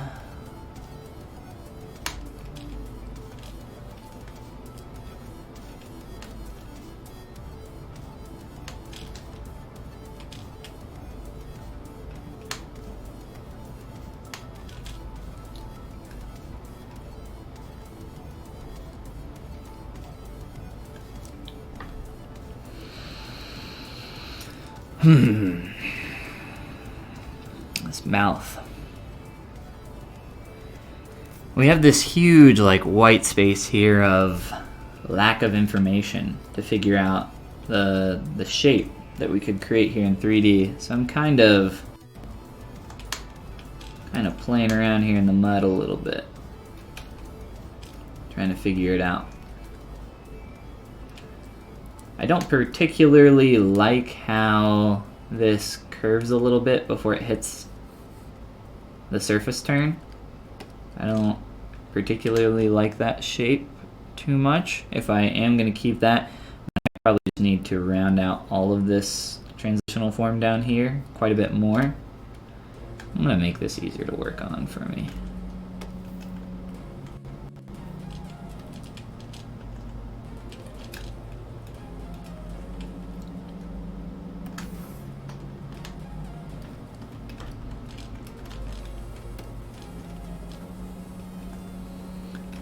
Get a decent slice there. I don't really need to cut this up anywhere else. Do I want to merge the ears down to the head?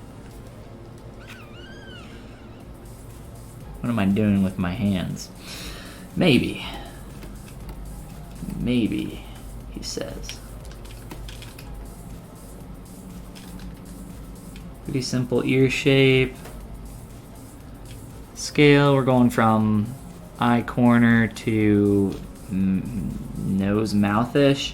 In terms of scale, I think there are maybe more than a few things that need to change here in the face.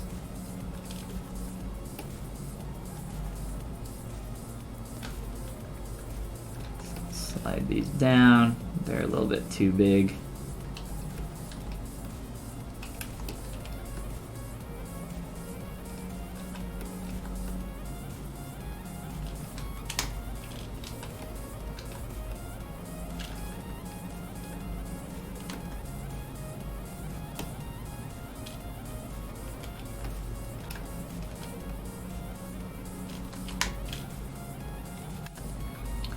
Always follow that jawline with your ear.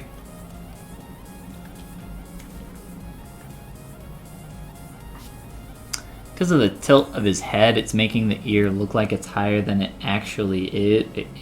Like what it actually would be from the front. It just feels kind of... My pen stopped working. It just feels a little awkward when it's that low. I think I'd be happy with this. There's kind of just a lack of perspective in this face in general.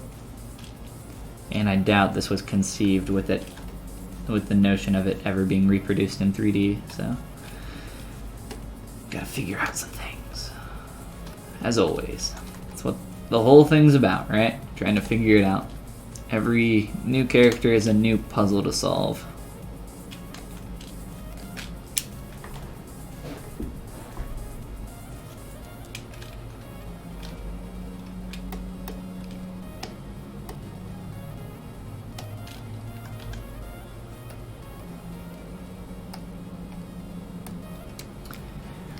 Quickly do a remesh to get a nice clean edge loop around the mouth, hopefully. I'm thinking about losing a lot of this form. I've obviously exaggerated a lot of these plane changes so that I can knock them back later. Let's see what we can do, and then we'll go from there. I'd rather exaggerate it at first, have too much form than not enough.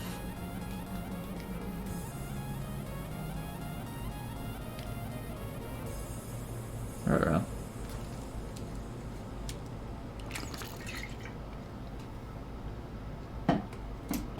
Don't crash on us, ZBrush. Oh, there we go.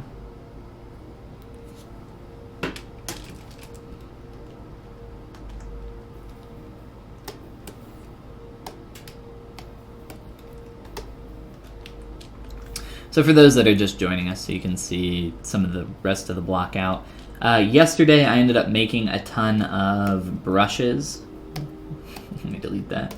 A ton of brushes for insert meshes, stuff for eyebrows, eyelashes, eyelids, even hands. I ended up cleaning up this base hand that I had laying around and tried to make it a little bit more universal. So this is now set up. It has subdivisions in it, but they're not in it right now. Let me reconstruct them. So it has subdivisions, you know, just something really clean, something that you can reshape. I have the fingers separated so that it's a lot easier to, you know, if there's something going on in one of the fingers where you need to taper out or maybe taper in really sharply for an example of a change that you could make, then you can just do that to one finger and duplicate the rest out so that you don't have to make the same change, you know, 100 times across, or not 100, but, you know, 5 times. There's only 5 fingers. But yeah, it saves a little bit of time, and we have a good base to insert that on. If you're interested in any of those brushes, I will be uploading them to my Gumroad under my gumroad.com/Follygon. There's a link somewhere below. Polygon brushes, I'll be uploading them on here. If you guys already have this will be a free update for you. So yeah, free. You should get an email update about that if you're not already prepared to download that update. I'll be uploading those either today after the stream or tomorrow. Dead Code, thank you for the follow. If I have time to do it today after the stream, I absolutely will. It's going to include about 8 additional brushes in there. So around like 15 or 16 total. What is going on? Was it Dead Code? Did I say that correctly? I looked at it very quickly. How are you? Dead something. I thought code. Also, that doesn't sound good. Dead Code. That's a no-go. Alright, so now we have this nice clean edge loop running through the corner of the mouth. That makes it really easy for me to get in there and clean that up, slice it up however we need to. I think the face, you know, in terms of shape and everything, it's not that it's not appealing, it's just that it's not close enough to what I'm seeing in this concept. So I think I'm just gonna start pushing this to be closer to what I'm seeing. I think I'm really gonna go for this exaggerated, you know, pulled out chin, kind of crescent moon face, banana face as I like to call it. And same thing around here, probably try to get some of that going. In the nose, there's definitely a clear marker for a hit transition between the tip and the bridge of the nose. This is pretty common in stylized characters and actual humans, real humans as well. You know, the real humans. So I'll get some of that in there.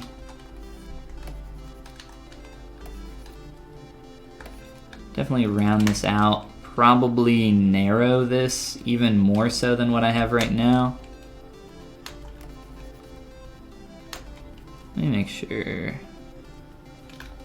getting enough volume through there.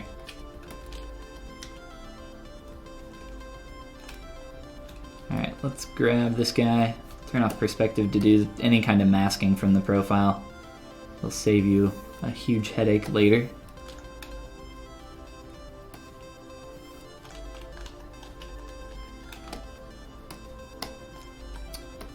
And just do a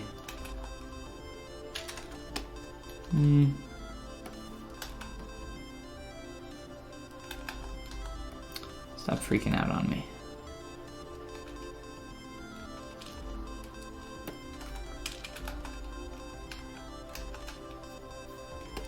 Feels a lot closer in terms of thickness.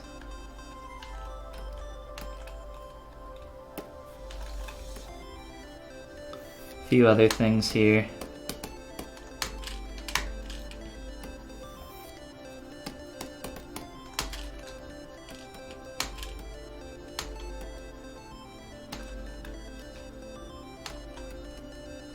Just making sure that I'm getting the proper volume changes.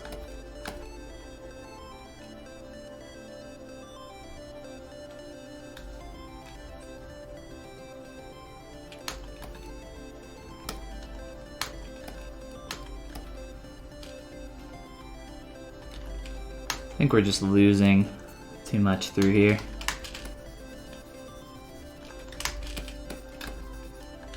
Can't get attached to stuff. It's hard to, you know, if you spend a lot of time making something, to just say, I need to redo this part. But, you know, it's necessary a lot of the time. Don't get attached.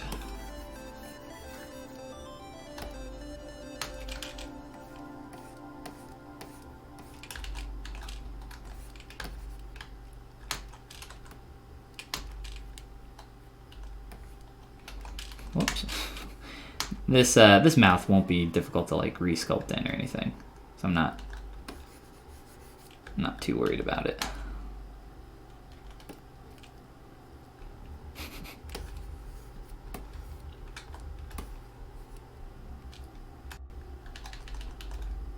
Beautiful.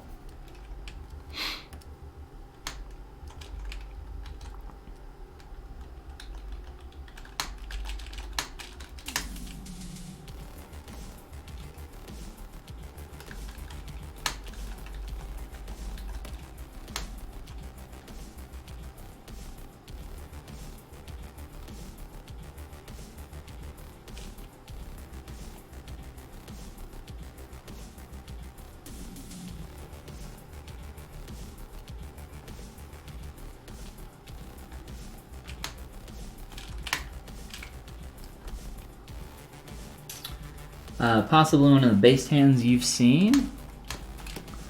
Well, I don't know about that. I've seen some pretty dang good hands. In terms of like stylization though, I do like them.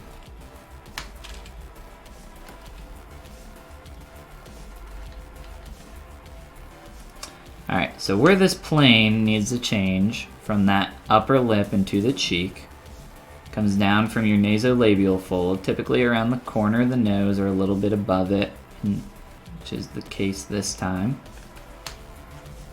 Even from like around the top point sometimes, it looks like the little shadowed line. It's very faint. I can see it. So I want to have that transition here.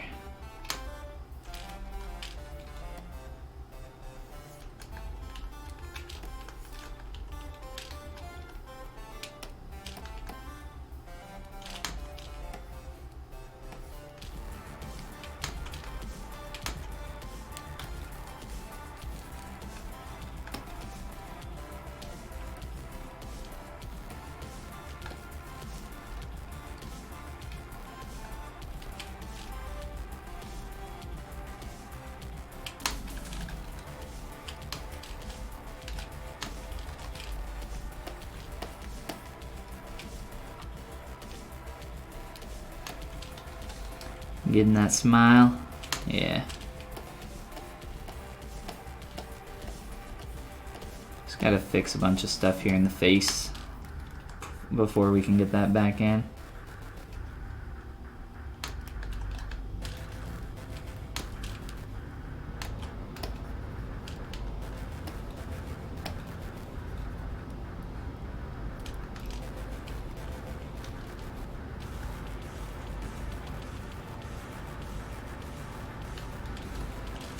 It doesn't feel like maybe it's this curved is what I'm doing. Kind of a weird shape.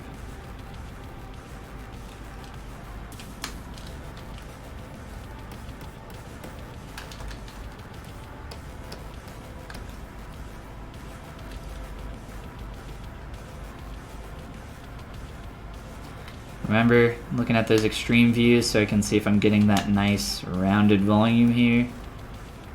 All important.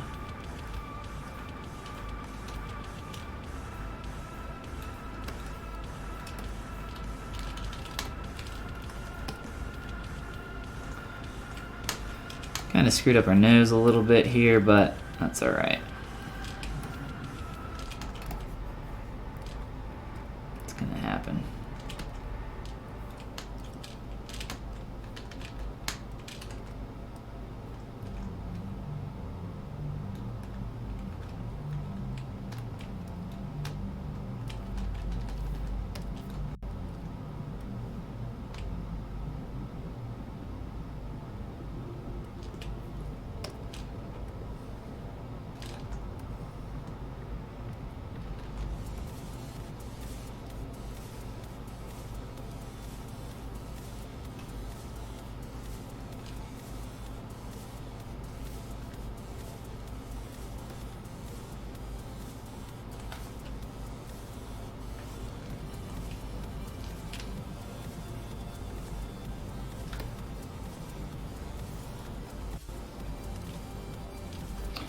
Really quick, size, shape, position.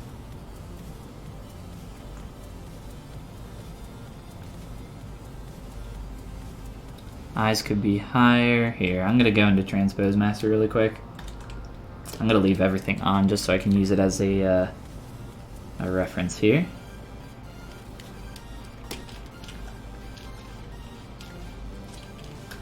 So first,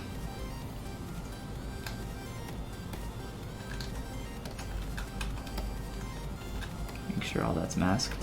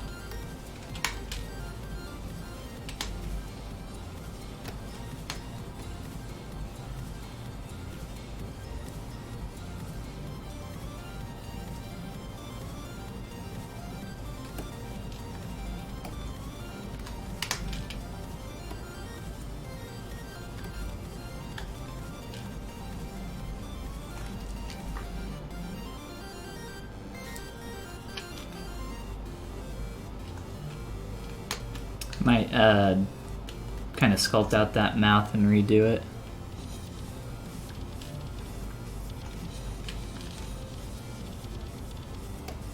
We'll see.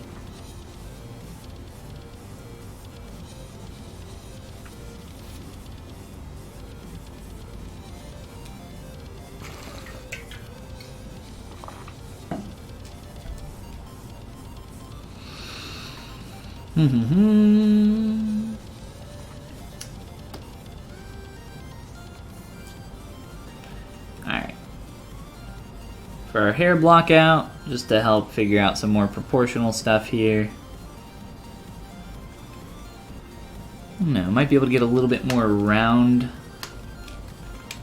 in the cheeks.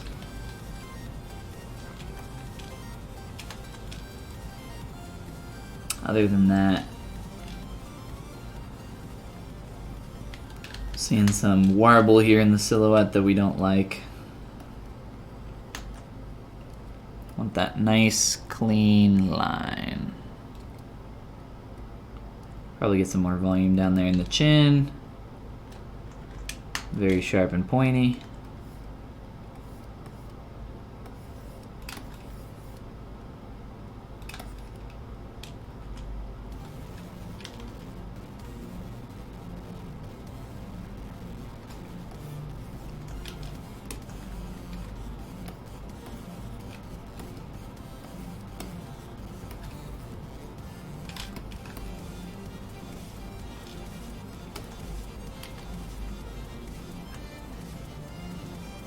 Liking the eye level change. I think the chin has a bit of an underbite going on. This is a different ref, but maybe might help. Possibly. Let me check it out.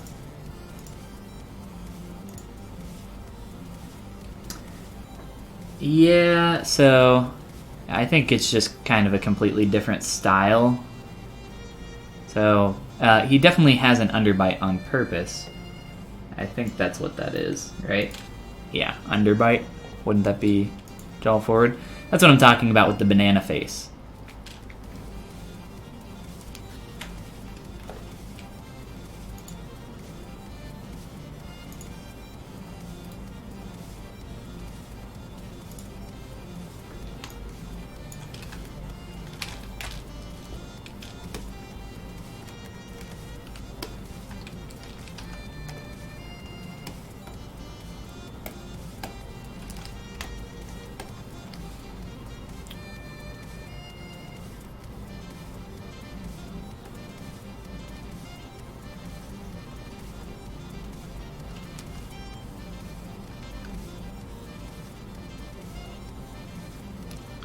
Definitely got like a banana chin going on here. There's a lot of white space in this area in general, so there's a lot to kind of interpret.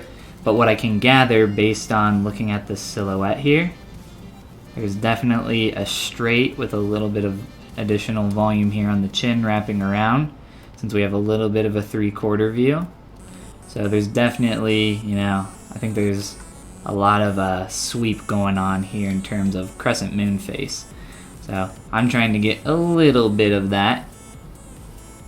Trying to exaggerate that right now. I think maybe there's like some areas here coming down along the cheek into this like level of roundness here. I think we can round out and get some more volume through some of this area compared to what we have going on.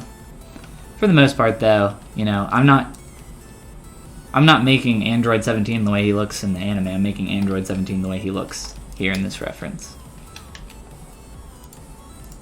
But I appreciate the additional references.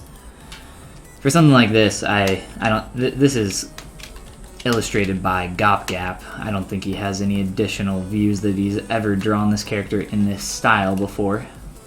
And even if there were, I'm sure there would be conflicting information based on what I'm seeing here. Which is fine. You know, every character is a puzzle to solve, like I said earlier.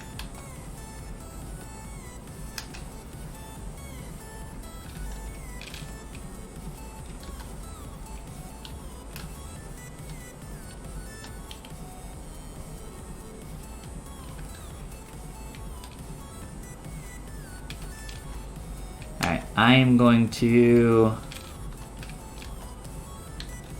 sculpt out this mouth because it's more so in the way than anything else right now. And I will put it back in a little bit.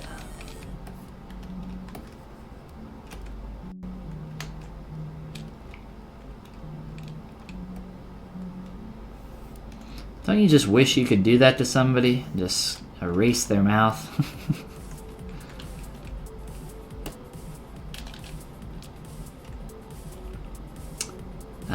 Cool photo analysis. Yeah, I think just doing drawovers of stuff in general is very helpful, especially if you're having trouble figuring out some form.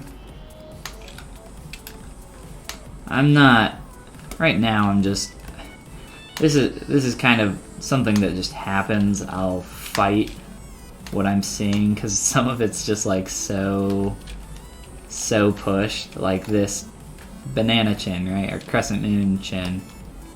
It's very, very pushed a specific way.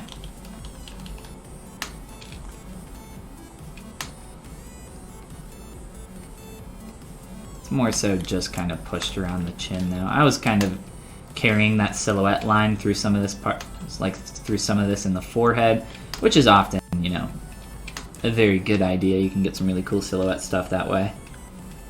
But I think in this case, more so just down in the chin. Alright, I am going to try my best to fix this area around the mouth and then sculpt that back in. And that is what we shall do next.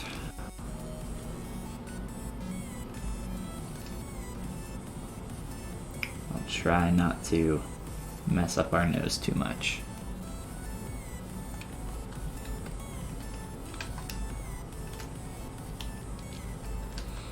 Speaking of nose,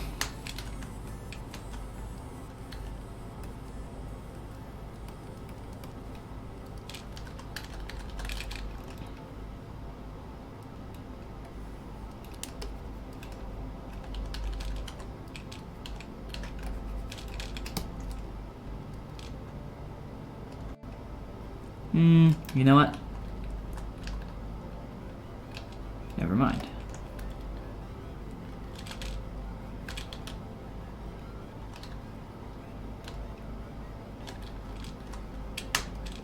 If anything, that needs to be like a negative pinch. Alright.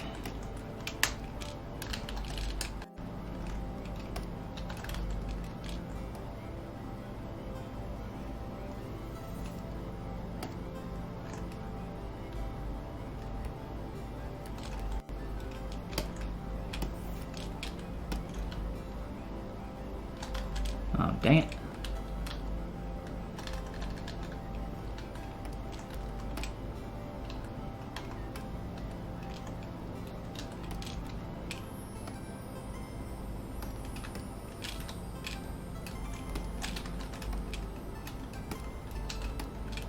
That's what I was trying to do. Doesn't stick perfectly to that, but that's okay.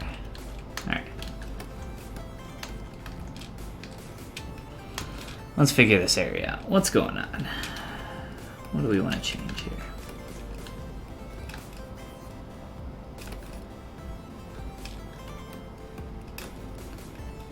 Mouth is up very high, close to the nose. The mouth is pretty much not a feature at all, so we should try to make this look as good as we possibly can without the mouth even being there. So let's try to fill in some of these volumes a little bit more, maybe.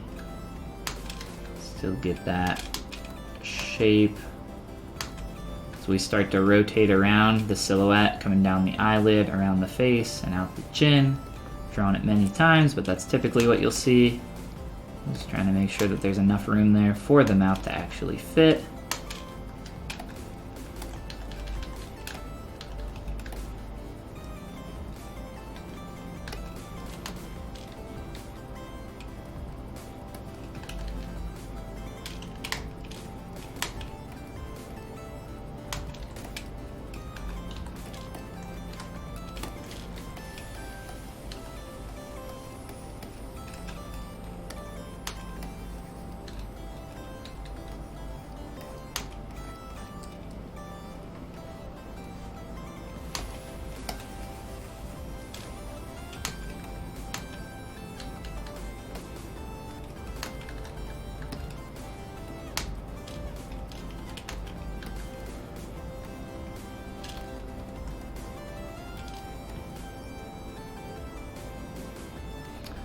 Take a look at this from some extreme angles. Make sure that our volumes are still reading well. See if our silhouette's getting a little weird on us.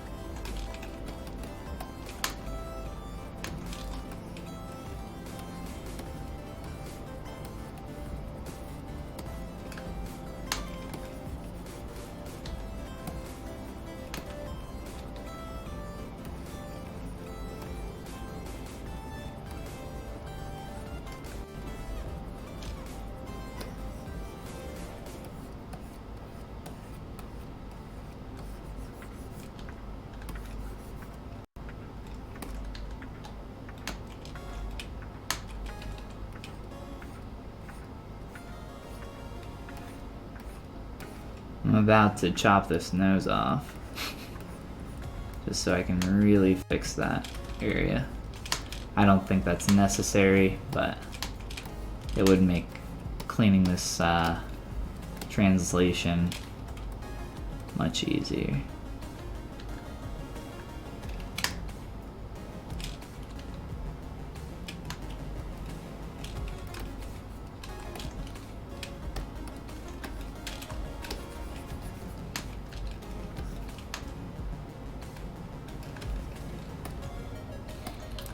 Like I said, don't get attached, especially when it's wrong.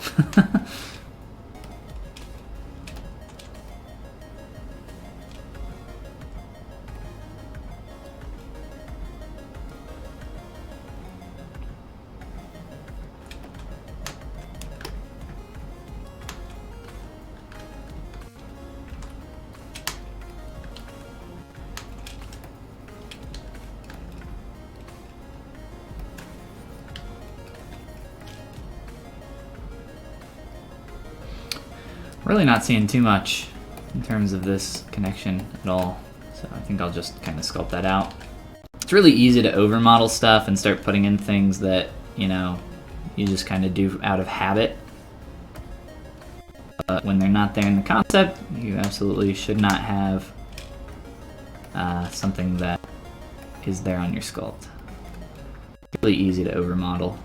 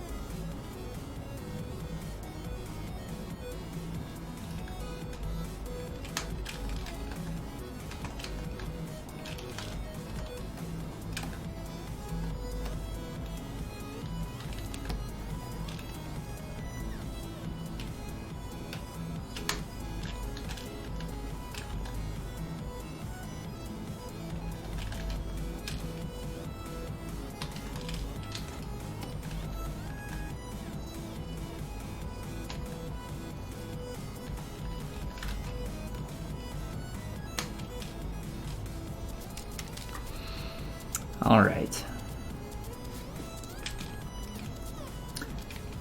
What do we think here?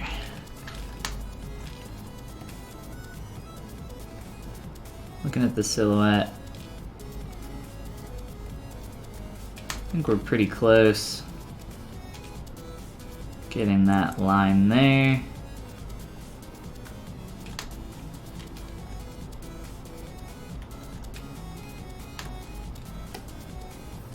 I think we could pull this back a little bit if we want. I don't really mind the incredibly exaggerated, you know, feel of that.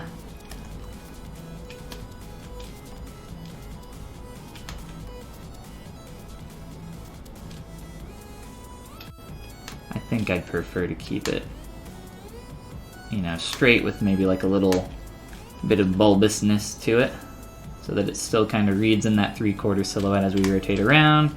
But from the profile, we're not getting incredibly banana shaped or incredibly crescent moon shaped.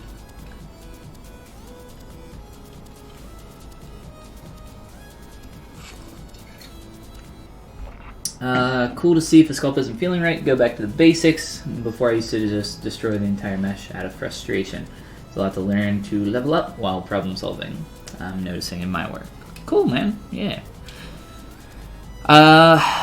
In terms of like restarting and starting over, I think there's places for it. I just don't think that's typically very, like, I would say 99% of the time I would never just completely restart something. Probably even less often than that would I restart something from scratch. It's just not worth it when you have, if I'm at this stage, especially when I have so much going on here in terms of good stuff that is going on. You know, I don't want to lose all that. Even if you don't have anything going on, just having something on the canvas to work with, even if it's a blob, is even blobs can be helpful.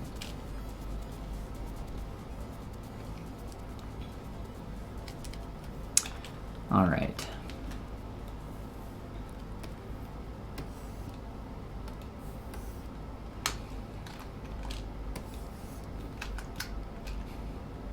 This mouth is pretty much just up in this nose, so that's fun.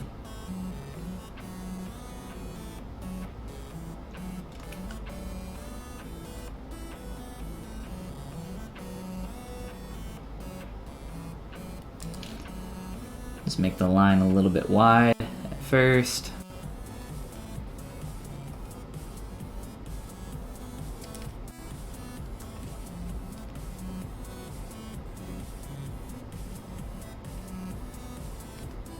Ever so slight plane change there.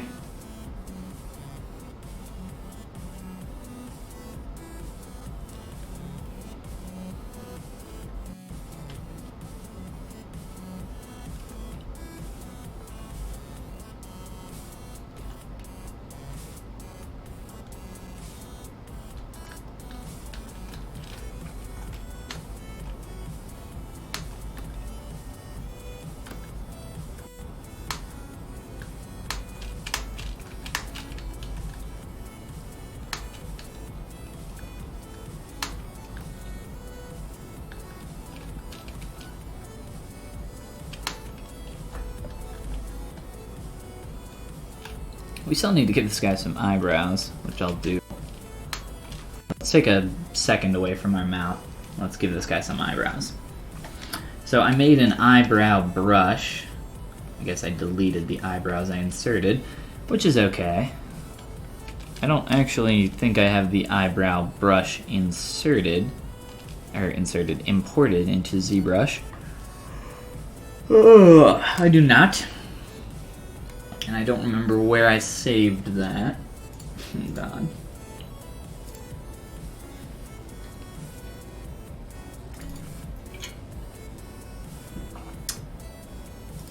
Ah, yes, I found it. Alright. So typically you can just double click a brush and it should open in ZBrush just fine. Sometimes it freaks out.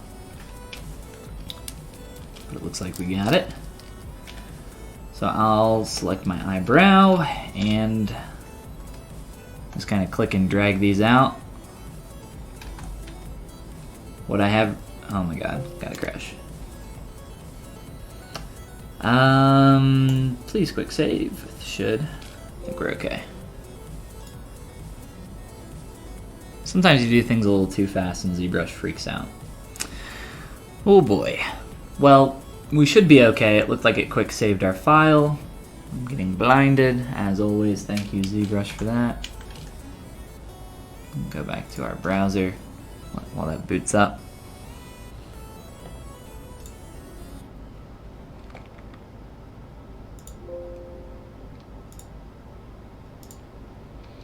Quick save. Recovered, we want the recovered tool, should be just fine in this case. Occasionally I grab the ZPR if I need it. But we're right where we left off, no problem. Let me try grabbing that brush again. Eyebrow, please. I inserted an eyebrow and then I undid it and then I inserted it again very quickly because I had solo mode on, and I'm doing the same thing now, but I'll just keep this. Delete the head. And now we have an eyebrow. Even though it's not the correct shape, it gives us something to work with.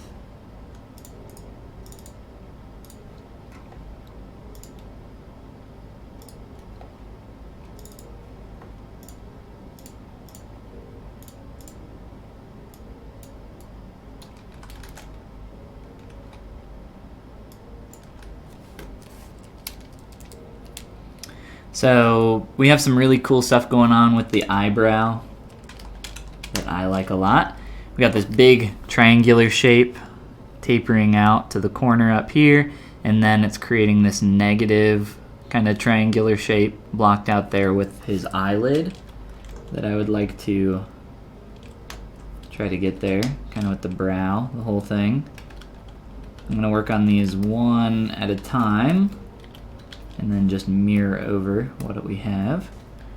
So let's start by Z-modeling out some edge loops that we don't want.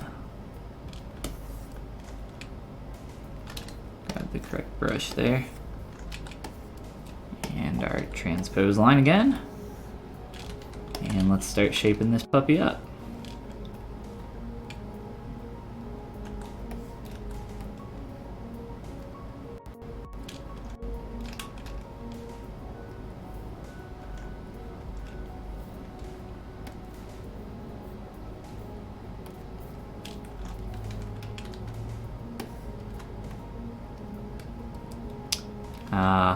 I need to make a note for myself really quick to update my hotkeys.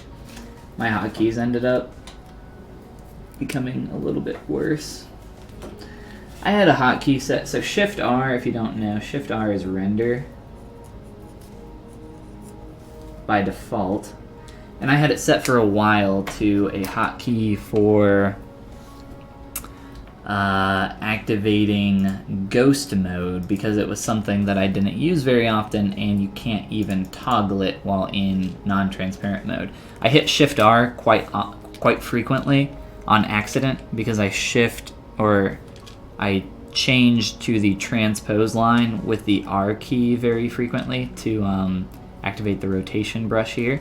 And sometimes I am using Shift to snap my view, or I'm holding Shift to activate a smooth brush, and I transition keys a little bit too quick sometimes, and I'm holding a couple extra keys at some points, and yeah. Like when I pull out this, I have to tap Shift to get this to snap correctly. So that's another, or I hold Shift to pull it. Like there's a lot of reasons that I would be holding the Shift key. It's just annoying. So I need to fix that hotkey and set it to something that I never use in ZBrush, and then I won't have to worry about it anymore. I'll have to figure out what that's going to be though.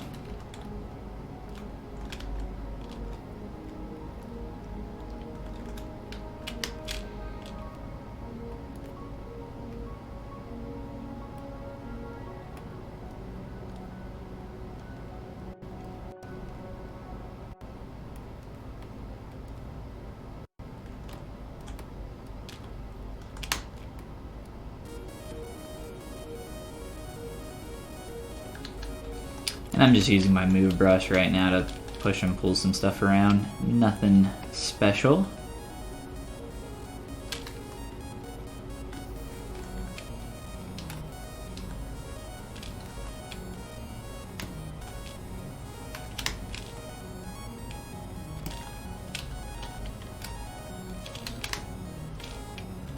figuring out that shape a little bit better.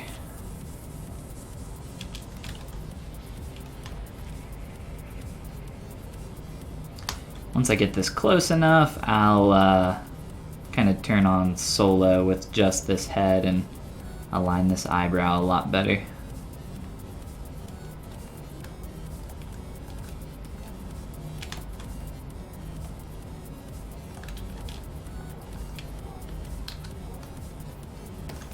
So I'm using the slice curve brush to insert some edge loops. It's just a little bit faster than switching over to the Z modeler brush and using that. It's just a quick little trick I picked up on after playing around in ZBrush for a long time.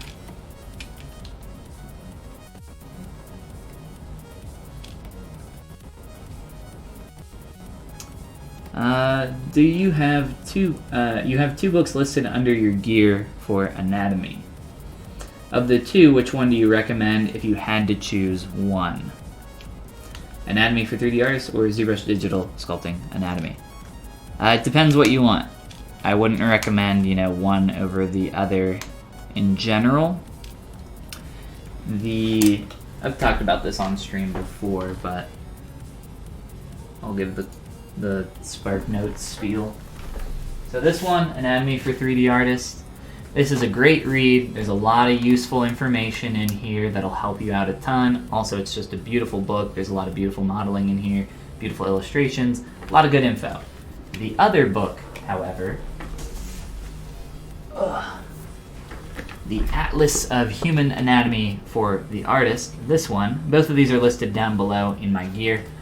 This one is something that you will maybe read the whole thing. It's very, very thick. And you can see here that I have just some pages dog-eared for references for different stuff. So there are a lot of amazing illustrations in here. Everything's really nice and neat, organized, annotated, kind of goes through the whole spiel. So this book's a lot thicker.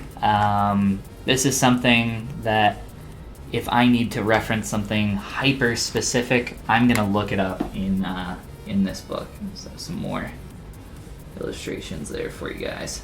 But the other book, like I said, beautiful book as well.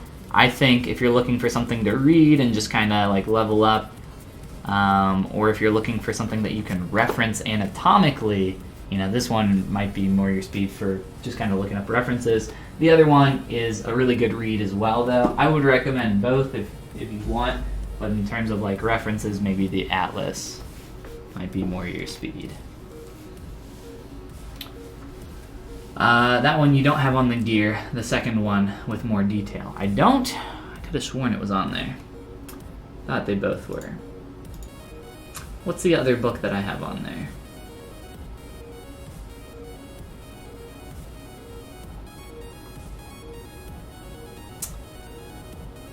ZBrush Digital Sculpting Human Anatomy. I would not recommend that book if you're looking for an anatomical reference book. However, if you're fairly new / intermediate to ZBrush, I think that book is an awesome tool for learning. I'm sorry, I had my face cam on there still. If you're looking for straight anatomy, both of those are good books. Like I said, kind of depends on what you're going to be using the book for.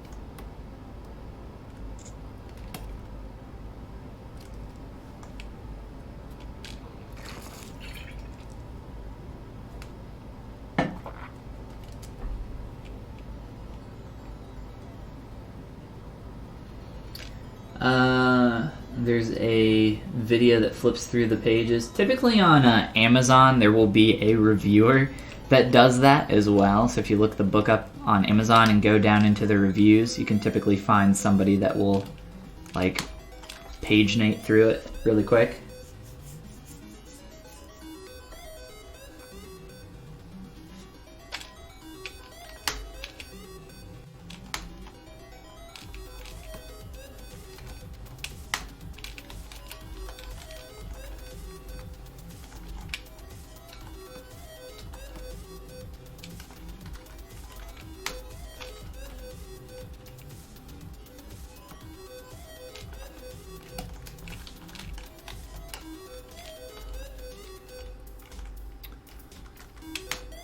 I think we're close here.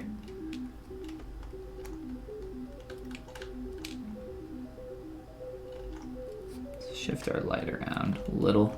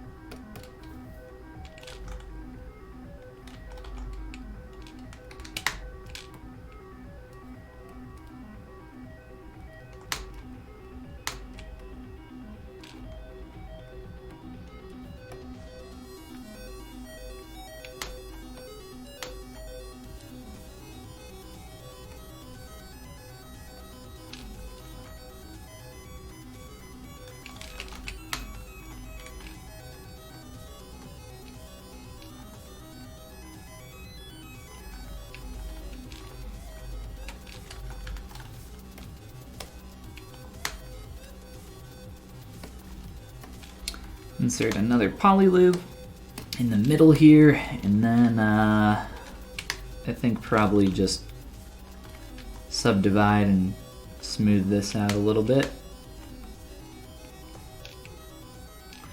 Top edge is still really thick, so maybe we'll just make that the last thing we clean up here, and then add some subdivs.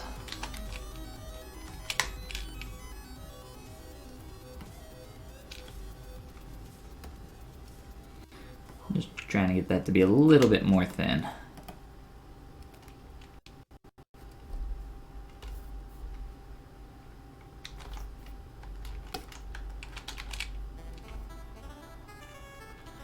And then from there you can bevel edges, you can clean this up however you want. Typically what I like doing is just adding some subdivs and then manually kind of smoothing out a couple edges. Really, it's up to you. But let's see, so a couple subdivs. Do a quick smooth test, see what that's starting to look like. Maybe another subdiv. Smooth this out and just start softening up the shape. I think we could pull this area out a little bit more too. Just get that to flow a little bit nicer there. And a little bit more softening. Get us some nice stylized eyebrows.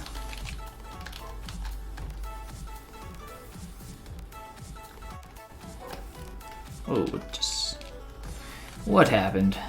Freaking out. I'll move my light back so that's not directly on the surface. Maybe a little bit of inflate in here.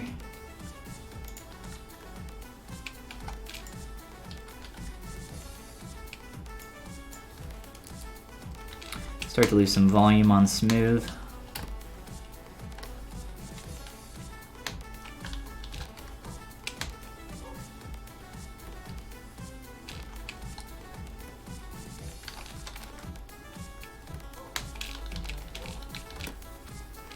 Alright.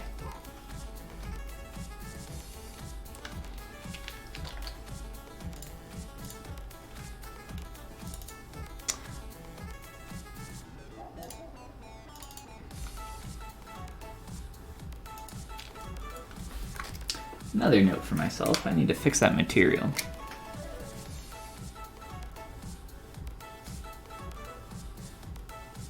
A couple things in my UI that I need to update.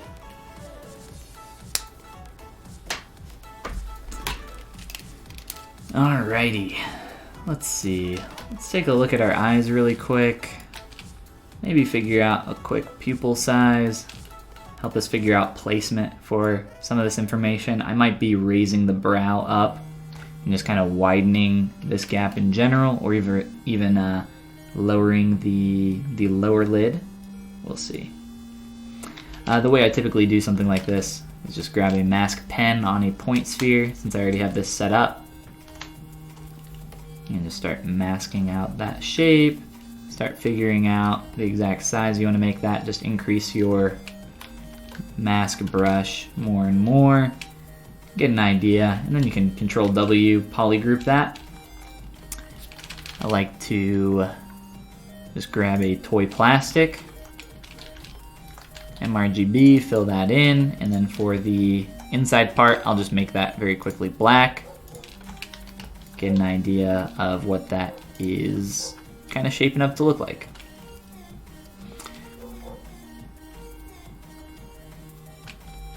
So we're kind of bisecting that in half, and it looks like one of two things. This shape is going to be a little bit smaller than what I have represented here, which is fine. That's not difficult to do, right? You can just grab that and make that a little bit smaller. Oh, whoops.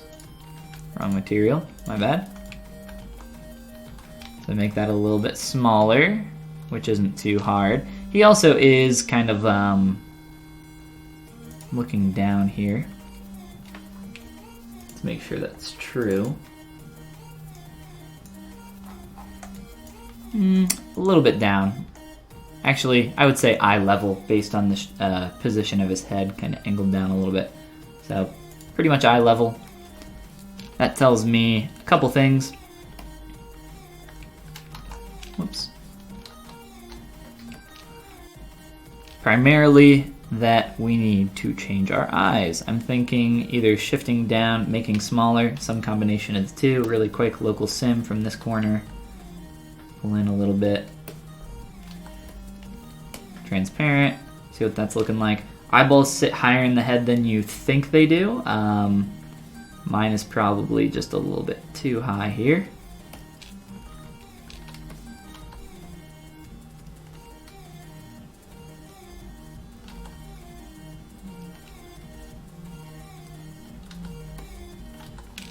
Do I still? No. Also, your eyes will not be facing perfectly forward. They will not be directly, straight. If you solo your eyes and look at them from the top, you'll see how far my eyes are pointing out from the center line right now.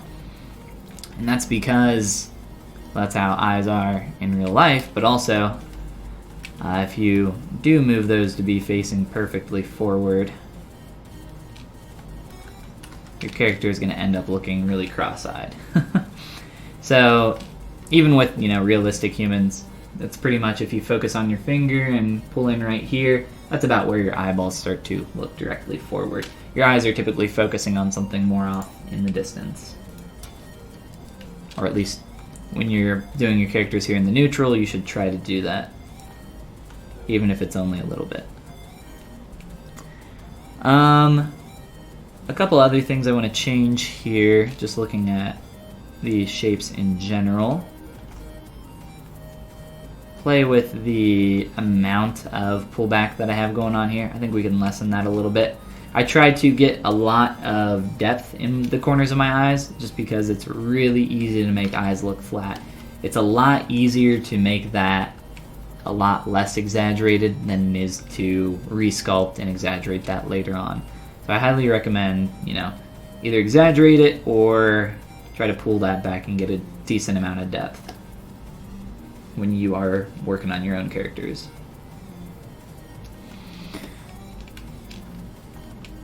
So I'm going to grab a couple subtools here.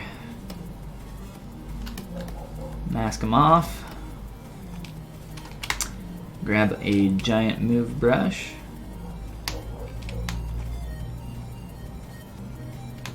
And just pull in just a little bit around the corner of the eye.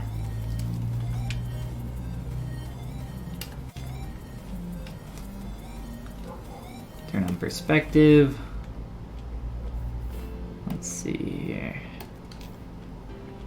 Feels a lot better to me. We'll do some more adjusting outside of transpose. Other than that,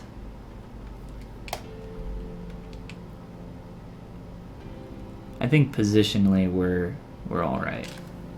If anything, I might raise that up a little bit, but I'm going to leave that. We'll do one thing at a time here. So T-pose back. Watch all those changes occur in our face.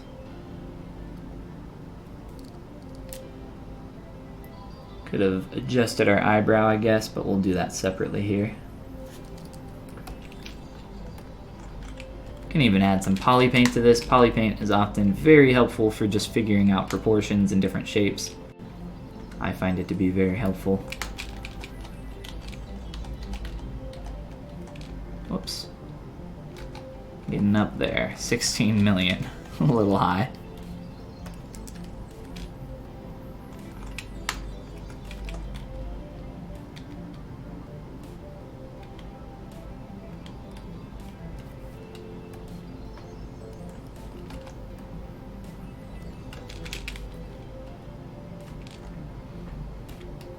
I'm just doing a really quick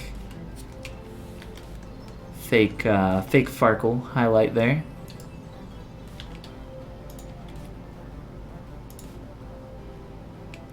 And we'll do some more stuff with the eyes later. Let's leave that for now.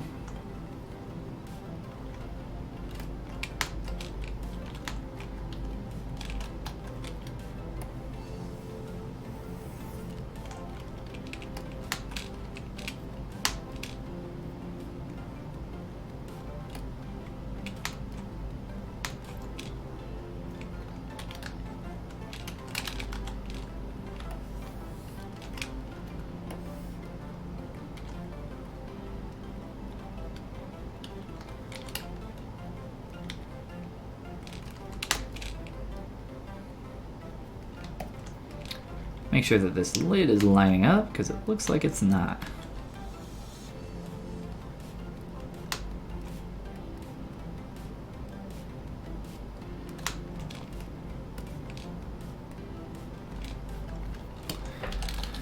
This is what it's all about, guys. A lot of back and forth on stuff, trying to figure out shapes, try to make stuff look as close to that concept as we can.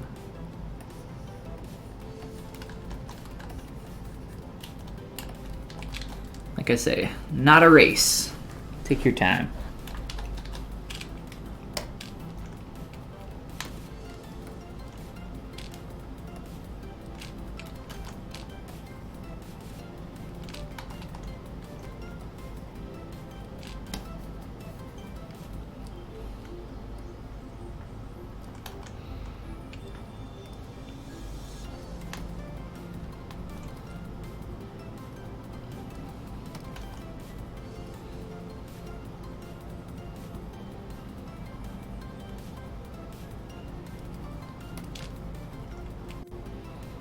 Now obviously there's a distinct pose in our concept, or a distinct expression with this mouth, with that lilt to the side. So it's more so, going this way. We'll just keep it symmetrical for now.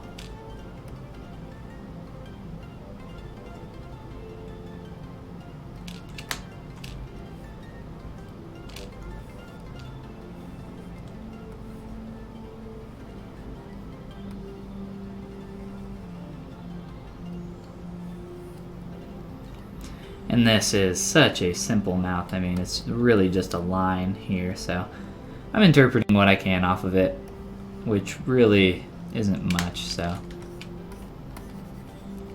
we don't really need to do too much for it, I don't think, though.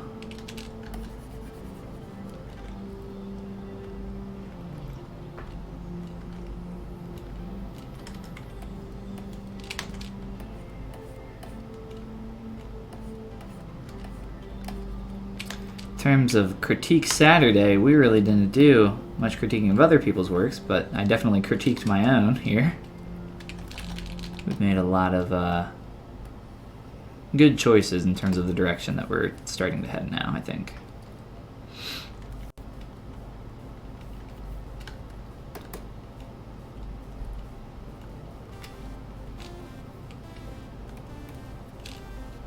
Get rid of some of those distracting elements there.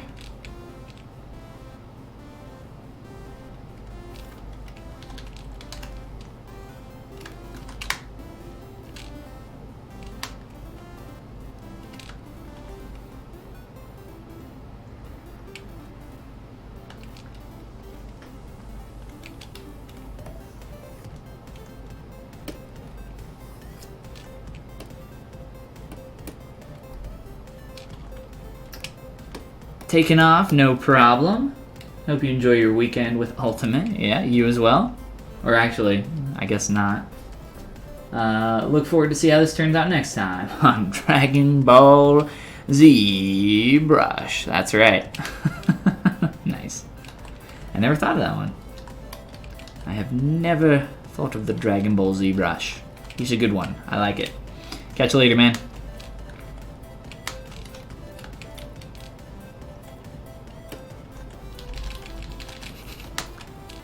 Next time on Dragon Ball ZBrush, will Goku beat Frieza? 60 episodes later, he's still charging up his spirit bomb. Maybe this episode. I think it's actually, like, no joke, I think the Goku versus Frieza fight in the original DBZ is like 20 or 30 episodes. It's some absurd number that they just milked for so long. Next time on Dragon Ball Z, will Goku say the final syllable of Kamahamaha? Kamamamamama. No, he won't. No, he won't. That's gonna take each syllable. Ka is one episode. Me, that's second episode. Every episode, one syllable. I'm exaggerating obviously, but it's not far off from the truth.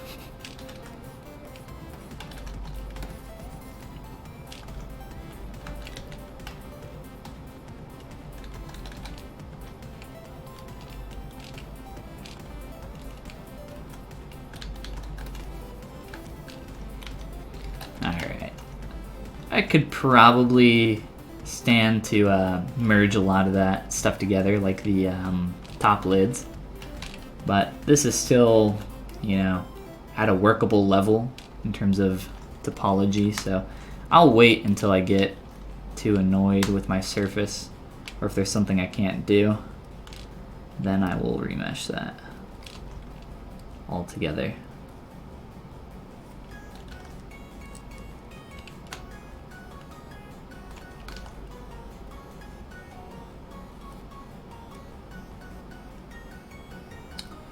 Alright, so I don't have a lot going on in terms of the mouth, but I still want, you know, some of this, some additional form in here. I still want to make this line look sexy. So I'll try to bring down the corners a little bit. Back here. Try to bring up this part. It's not even pinched all the way. Try to get something clean and nice.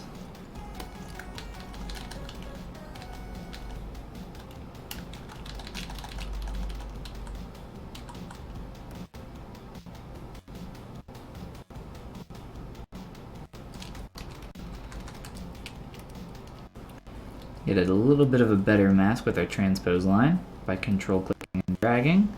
It's really nice for masking down arms or legs or any kind of tubular piece of geometry. It also works here by following the flow of your topology. I use it a lot for masking stuff that I can't see. So if I have geometry that's like tucking into a certain area like this, I'll use it along there, like I just did. Move AccuCurve can be useful as well for pushing and pulling tight little cornered areas.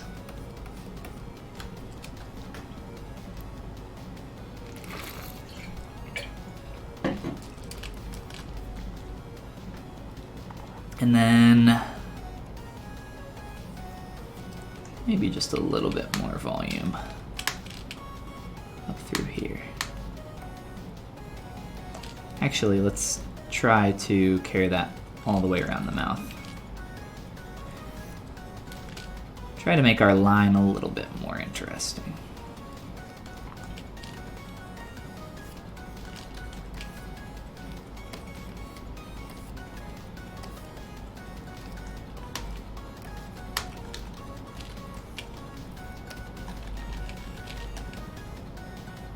Got a star right there, I can tell without even going into polyframe.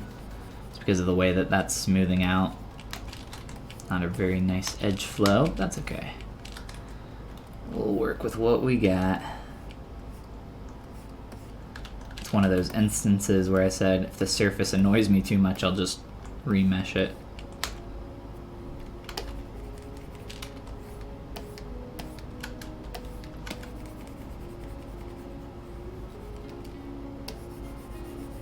That's a pretty bad place to have a star to work with.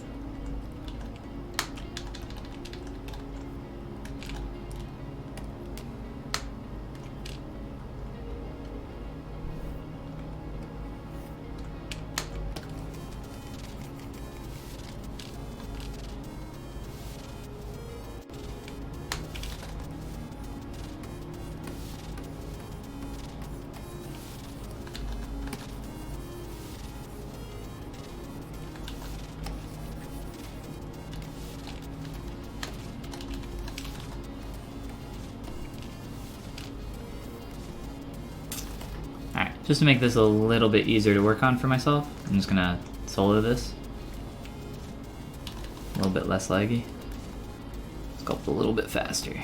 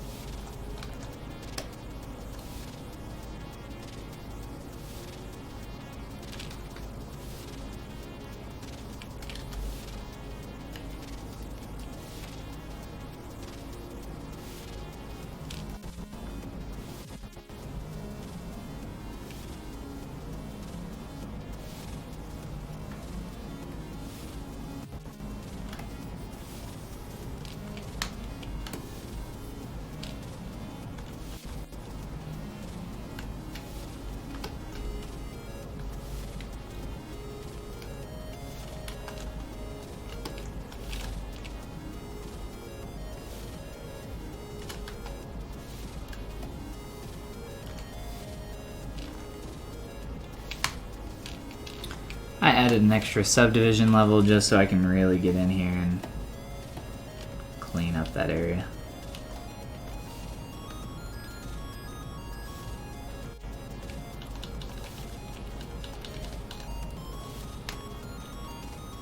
So we're at 10 million polys on the face, but really that's mainly because the topology down here sucks.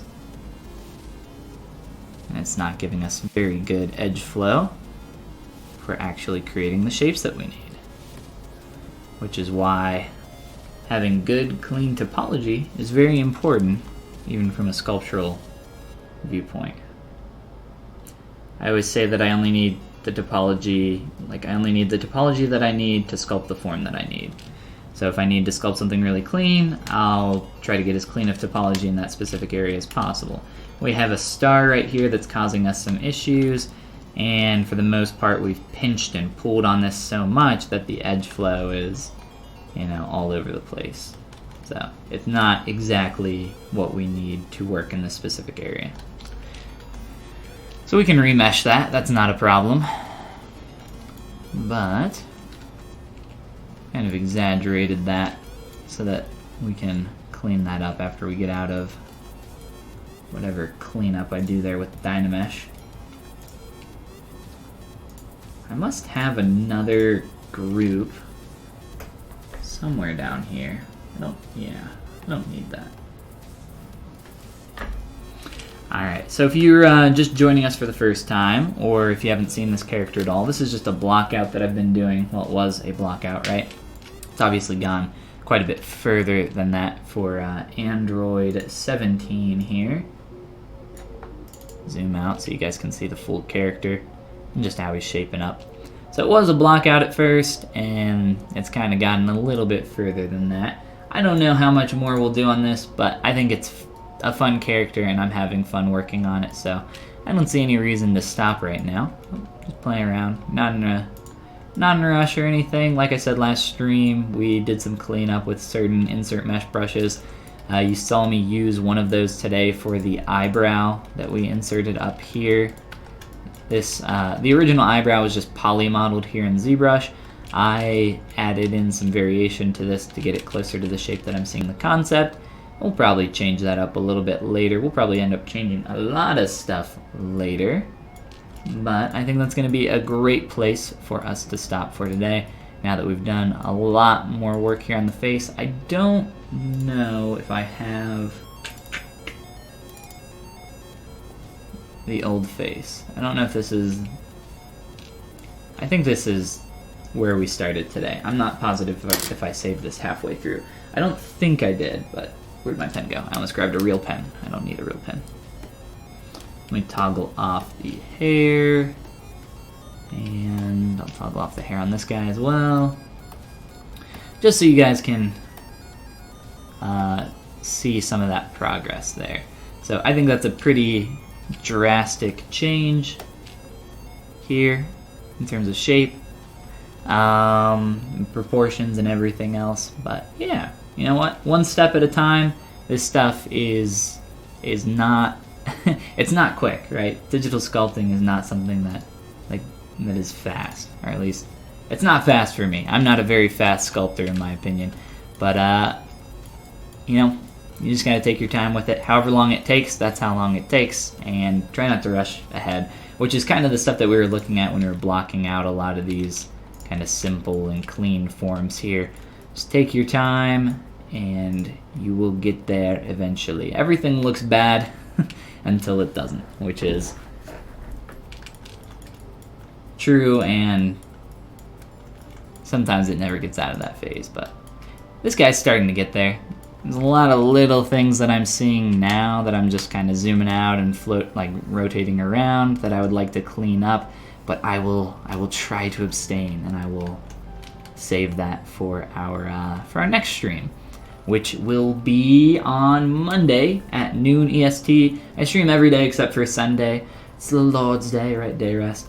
On Tuesday, I also stream at 6 p.m. EST on the Pixelogic ZBrush channel, though. So if you guys are around, come and hang out on Tuesday if you can, a little bit later. So it kind of breaks up the schedule a little bit. The only other thing I'll shout out here at the end is the thing I always shout out. It's my Gumroad. That's not it. Gumroad.com/Follygon. There's a link below. Tutorials, brushes, materials. I was mentioning my brushes that I'm updating here. So if you guys already own these, you're getting a free update on those with about 8 new brushes or so, I think. I believe it's 8. 7 or 8. I'll have to recount. And I've updated these brushes a little bit since then as well. But yeah, that's gonna be all for today. I hope you guys have a great rest of your weekend. And the last thing that we need to do is find somebody to shoot a raid to. Does anybody know of some really cool artists that are on the nets? Oh, and I'll also say if anybody has any last second questions, get them in now before we bounce.